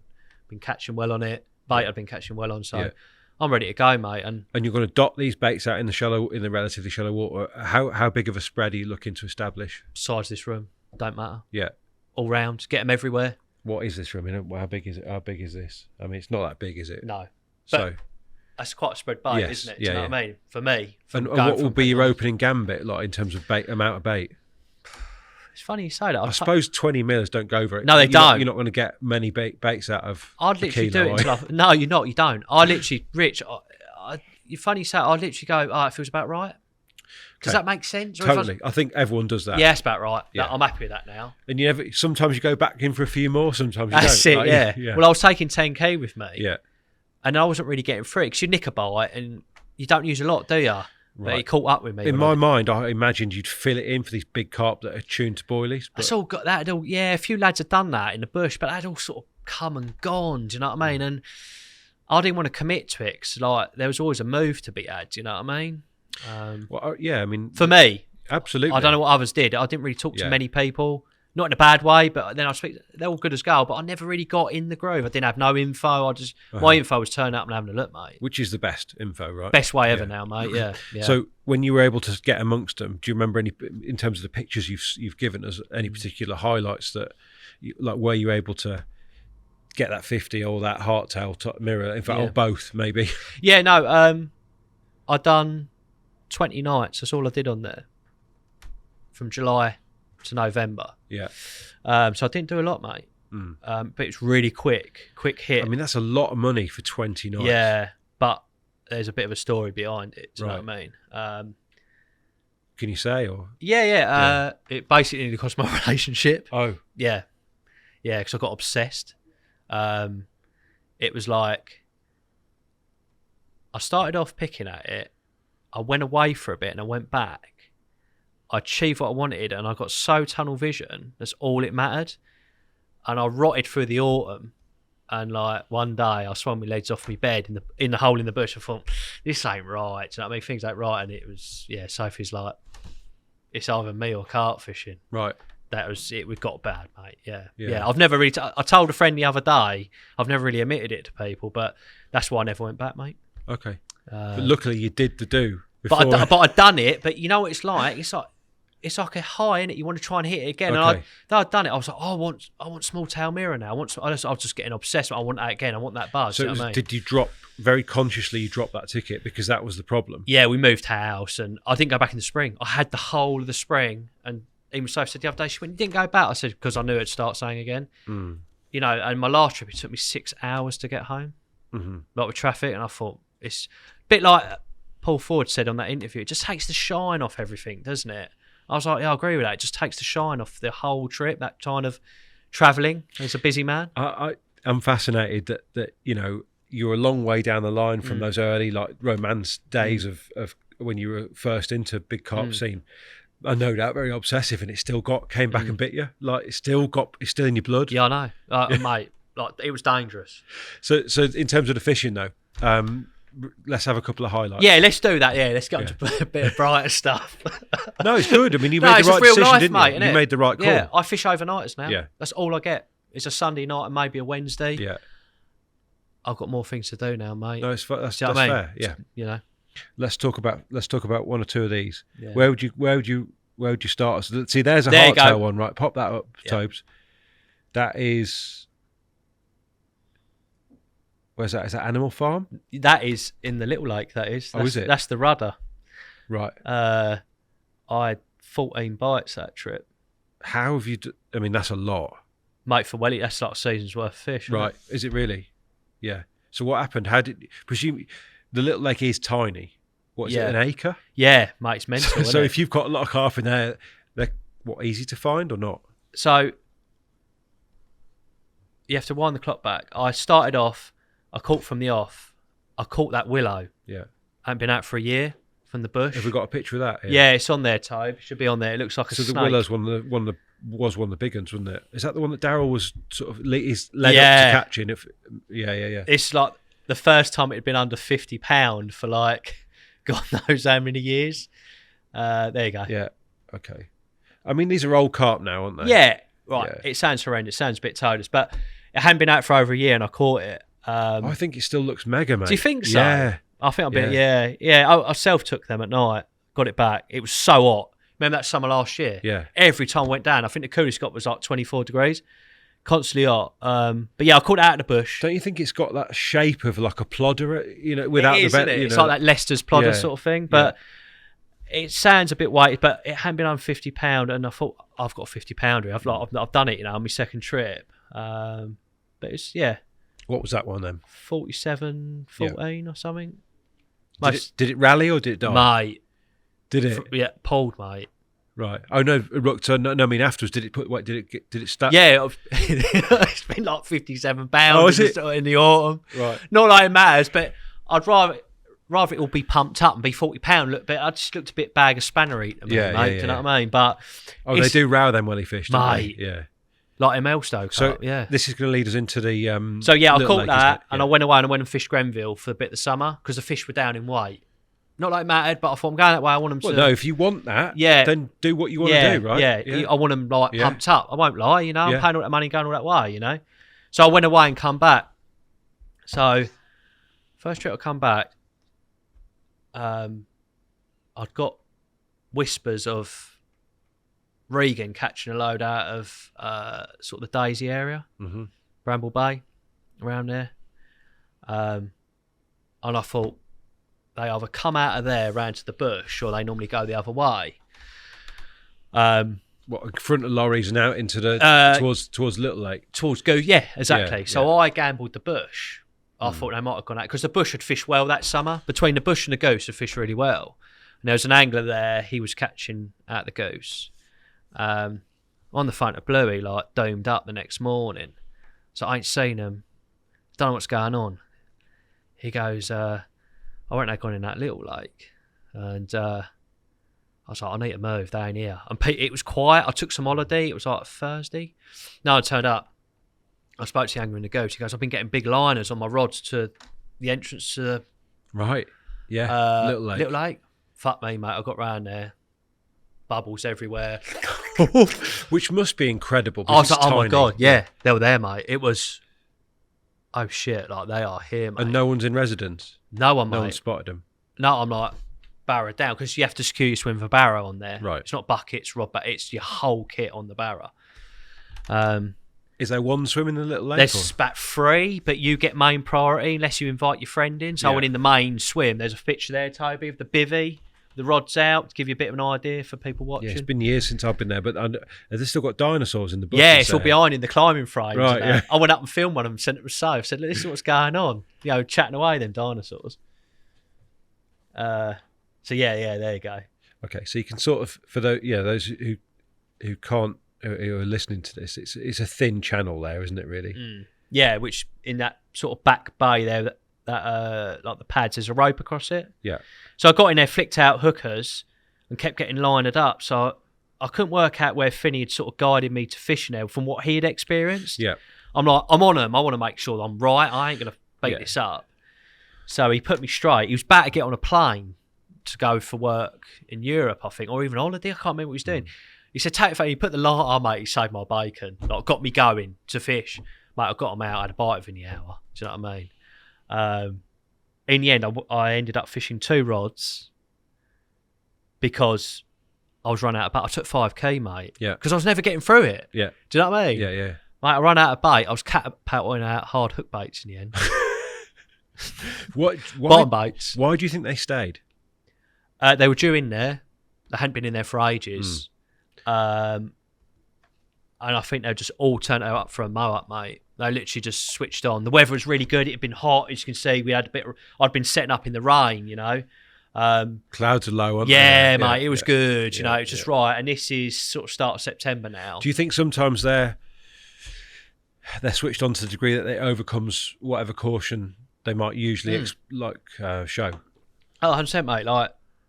Mate, look at the baits and rigs and tackle we got now. Carp are easy when you're on them and they want it. Yeah. When they want it, you can't. It's easy when you're catching, isn't it? When you're not, it's hard, isn't it? Yeah, of course. So, And you've had 14, did you say? bites. I dropped a couple. Yeah. I'm pretty sure I lost that big common. Mm-hmm. It was in the weed, back on it, you know, put saddle on it sort of thing. I was about to net. I was like, oh, it's gone. Right. Couldn't work out what was going on. I was like, it was just literally looking at me. And I caught that baby spangles. It looked like a razor blade compared to that in the water. Do you know what I mean? Yeah. Just looked nothing. And that was £36, you know? Yeah. But a few stockies. I photoed that baby spangles. It was yes, a front cover shot. still I think, alive, years ago. mate. Is it? Yeah. Yeah.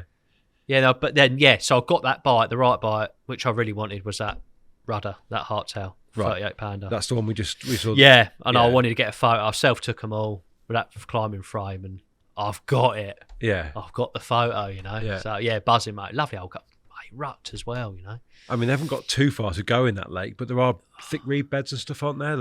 It was, they try and do me under that rope round the fountain every time. Right. So it's like reeds fishing. Yeah. One bleak line stretch, running up the bank like Yeah. a madman. Yeah. And I was living in fire waders in the end. I didn't bother the weight because the waders are one less thing to worry about. Yeah. I put these Just just have sat them in fire waders. Yeah. I think there's a picture of me sat with the feet crossed over with my kettle on, right, but literally had the rods by my feet and I just run up the bank with them. Do you know what I mean? Pretty Yeah. brutal. Yeah.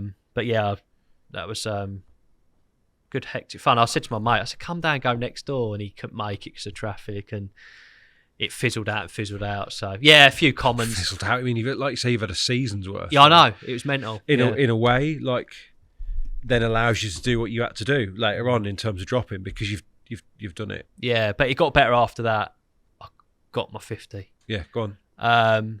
Was this when Garth, you bumped into Garth? Is that Yeah, I that's bet. it? No, mate. I was thinking about this earlier. Yeah, my first trip, I'm walking around. I'm like, walking around with one of the members, Charlie, bless him. We've gone for breakfast. He's like, come for breakfast. It's good. So Because there's a calf on all kinds Yeah, of visitor mate. centre type thing on the site, isn't there? I said to Lordy, I said, it's like coming on holiday for me. I used to have a shower, go up the calf. Yeah. Treat it, because it's such a long way. It's like going, it reminded me of Centre Parks, didn't it? Everything like that. Yeah, similar. Didn't yeah, it? Yeah, yeah, I'd Like imagine, that. yeah. That kind of sort of Yeah. setting. And then walked around, I was like, you know, when you look at someone, you're like, Don't expect to see him in that context. yeah. So I see Garth's missus first. Yeah. It's like Garth's missus. I see him, you know the way he Yeah. walks. You can't miss it. He's got this walk about him, hasn't Bowling. he? He does, doesn't he? Yeah. I was like, Garth, you went, Bailey why? He's like, what? It's like, of all the places. He come round and see me that night, Yeah. up in the finger. Yeah. Had a cup of tea. I think I had a cold beer for him as well. Yeah, Yeah, right, yeah. good catch up, the old boy. So yeah, that was one of them. But so yeah, this was. So yeah, I caught out the little lake, and then following trip, I took some more holiday. I went on a Wednesday because that was a bit of a change over time on Welly. Started off in the Daisy. Got on them. They moved. It was shallow. They got the ump with me, moved round, and then ended up in the grassy. Showing. I slashed hookers on them at first light. Same sort of thing still going on. Same at baits. I haven't really changed anything up. And then they sort of moved again. But there's people on by now, and I was all a bit jittery who was doing what. I was like, I need to be quick, and I see one show, Animal Farm. Good mirror. Couldn't miss it. Right across that lake. But I worked out. One of the lads was going, another lad was going. One I was unsure about. So I packed up my gear and I thought, I'll get to the cold swim and I'll see what he's doing. And he wasn't doing anything. So I just carried on because I thought if he changed his mind, I'll go back because I've seen some carp out here, though I think they've moved. So I got round and got in there. But I'd fished the boat already, so I'd got a few marks again. So you're in boathouse, yeah? Yeah, so I moved. Sorry, I moved to the boathouse. And it's the only night I'd fished on there where no one else was on the lake. because you only need someone to go on that animal farm or the sluice. So everyone packed up in the end? Yeah, they all went. Mate, he went. I didn't know what he was a bit... Yeah. I try to avoid sort of... Yeah, being too overt with your asking. Exactly, mate. Yeah, you got to play the game a bit and leave them alone. But I had my marks. They were still... I got out, and always the worry was if I pushed them off, and they stayed. They were still there, like, and they were from animal farm all the way around, down the channel to your left. So I had a rod off the left, 2 off the front.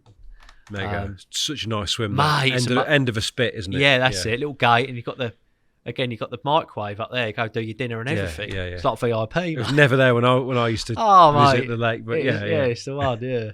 So I sort of had a stocky that afternoon, and I thought, it's gone all quiet. You know, it's like you just always thinking, have they gone somewhere else? Have they gone to the goose? That was my worry, because that was on fire. Carried on past you and just gone through, mate. Yeah. And then one went like right in the channel. I thought, I'll stay here for the night. Which channel? The Finger Bay or the left-hand channel? Left-hand channel between the island and the bank, sorry.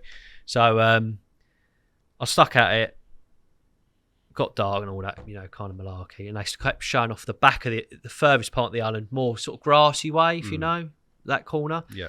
So again, I had some marks that slashed out in the dark, got a drop, put some bait, and had a bite off that within a few hours. This is around midnight. Stocky, 22. So it's, you know, they're still a welly carp. They don't know they're stockies, do they? No. You know, you've got to catch them. And then 1 a.m, it'd all gone quiet. I thought, well, I've got to get my head down, because I'd done it that I'd get showered in the morning and go to work, save my holiday, because I've got the autumn coming up. I had a bite off the left-hand rod, so single rod on the island, getting about 50, 100 baits to 20mm boilies. That shredded up the island, went round. I had to wade round to the front of the swim. I'd missed my waders, so I was just like in Crocs, like sloshing around, like it's not the one, is it? Do you know what I mean? Like, good battle royale, gave up Fluffy's mirror or something, £41. I thought, buzzing. Do you know what I mean? Like, I've caught a £40. Like, this is good. Got enough one to the album, stuff like that. So got it back. Thought, right, get that rod back out. It's 2 a.m. now, roughly, after all the commotion, self-takes. I thought, man, I need no sleep at all. Yeah, I need to get my head down. I've got work tomorrow, and I don't want to be stacking that van on the M4. Do you know what I mean? It's just not the one. So got my head down. Starts raining at 4 a.m, doesn't it? And I'm like, no, you can hear it, can't you? So I've dropped the door. And but yeah, like I say, the rod had gone back out, so I might have mentioned it, but it'd gone back out. More bait. I thought, right, I'm fishing, you know. And I remember it. I look at me. It's like 7 o'clock, and I'm still laying in my bag. I thought, right, I need to get up and I need to get out of here. You know, I've got to have a shower. I've got to be on the road. I've got work to do. You know. I remember this bite, mate, on that left-hand rod. Just single one toner, right? I've literally flown out again, missed everything, all the waders, you know, gone out, and it's, raining. Mate, on the run, the fish has beached itself on the island. I could see it out there. Flapping around. Like on the island, mate, because I was fishing up to it. The bite was so fast and fierce. I could see it, and it sort of righted itself and got going and cut out to the left. And it was sort of, there's some snags down to your left between there and the goose. Got it under control. It was pretty easy after that. I just kept it moving. And it come up. I was like, oh my God, that's massive. It's sort of, they wouldn't go on forever, these battles, but they'd still pull the initial. And out there, waded out, you know. No waders, but sod it, get it in. There you go. I was like, that's that pretty mirror, because like you do, I was fascinated by all the carp. I'd studied them. Yeah. And I could tell what they were, you know, because I was so into it. Weighed it up, £50.12. Nice. Which one's that then, mate? That one. Yeah, I remember seeing those actually. Self took that. Amongst the ferns, very apt. Got to be done, innit? Yeah. Before the park opens as well. Yeah, that's it. Yeah, so I got it done.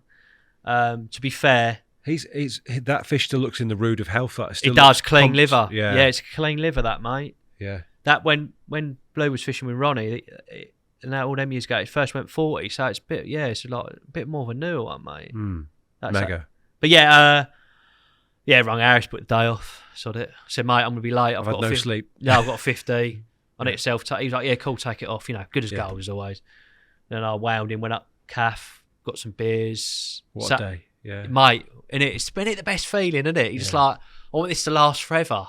Just enjoy it, innit, and take it all in. But yeah, fantastic, mate. The closest fishing I got to Elstow. Really? Of a buzz. Like, really, like, I'm into this. Love the lake, the fishing. And that was the last carp that I caught before the long run of blanks. Though I didn't do many nights. You know, it does get hard when it's, you know, you can't put a foot wrong. And time to call it a day on full-on carp fishing, mate. So what does the future hold then if you have made that change and that change has presumably got to stick? Yeah, it has, mate. I changed it up. I pike fish now in the winter. I've got my own boat. That's another story. I won't get into that. I've only got a few tickets now. You should get them all, as you know, endless tickets. And I'm literally overnighters, mate. We've got a new house now, me and Sophie. Yeah. She's got a big career, very career driven. And, you know, a few years kids and stuff like that. So I've got to grow up sometime, mate. And I'll tell you what, mate, I'm enjoying it because, like, you've got stuff to do, and you get a new house. I've been trimming edges and mowing lawns. You've changed. Creosoting shed the other weekend, like that. Yeah. Normally on a bank holiday Sunday, I'll be laying on my bed chair like that. Yeah. Oh, there's always tomorrow, isn't there? Do you know what I mean? Or running around like an idiot. But yeah, no, just got that going on. And I'll tell you what, mate, I wouldn't change it for the world. But yeah, that was 10 years full on, and Sophie suffered for 5 years, bless her, of me. Give and take, don't be wrong. It's not like we had, but it was, if anyone's out there doing it, do you know what I mean? Like, you got a missus in that home, you got to remember, would you like her being away for 3 nights a week? And you got to think about it. And I was like, she told me some stuff, and I was like, fucking hell, that actually cuts me to the heart. That's like, I didn't really like you going, but you like going, and I never wanted to stop you. And it's like, I wish you told me that. But yeah, we realised, and it's, a little bit, have a think, and if you don't think it's right, don't go. Like Reed said it, didn't he? He goes, I have a go, and if it's take the piss, I'll ease off. But I didn't do that sometimes. Yeah. But yeah, a little bit, keep the balance in it. So absolutely, do what you love. But no, I still go. Yeah, everyone thinks I've given up, but I'm fishing no publicity waters now, and you won't see them fish or hear me talk about it, because that is what it is, mate. Yeah. So.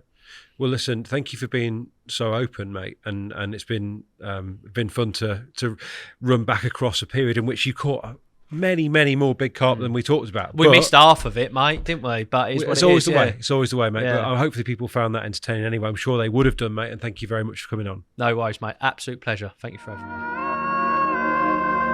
The Thinking Tackle Podcast.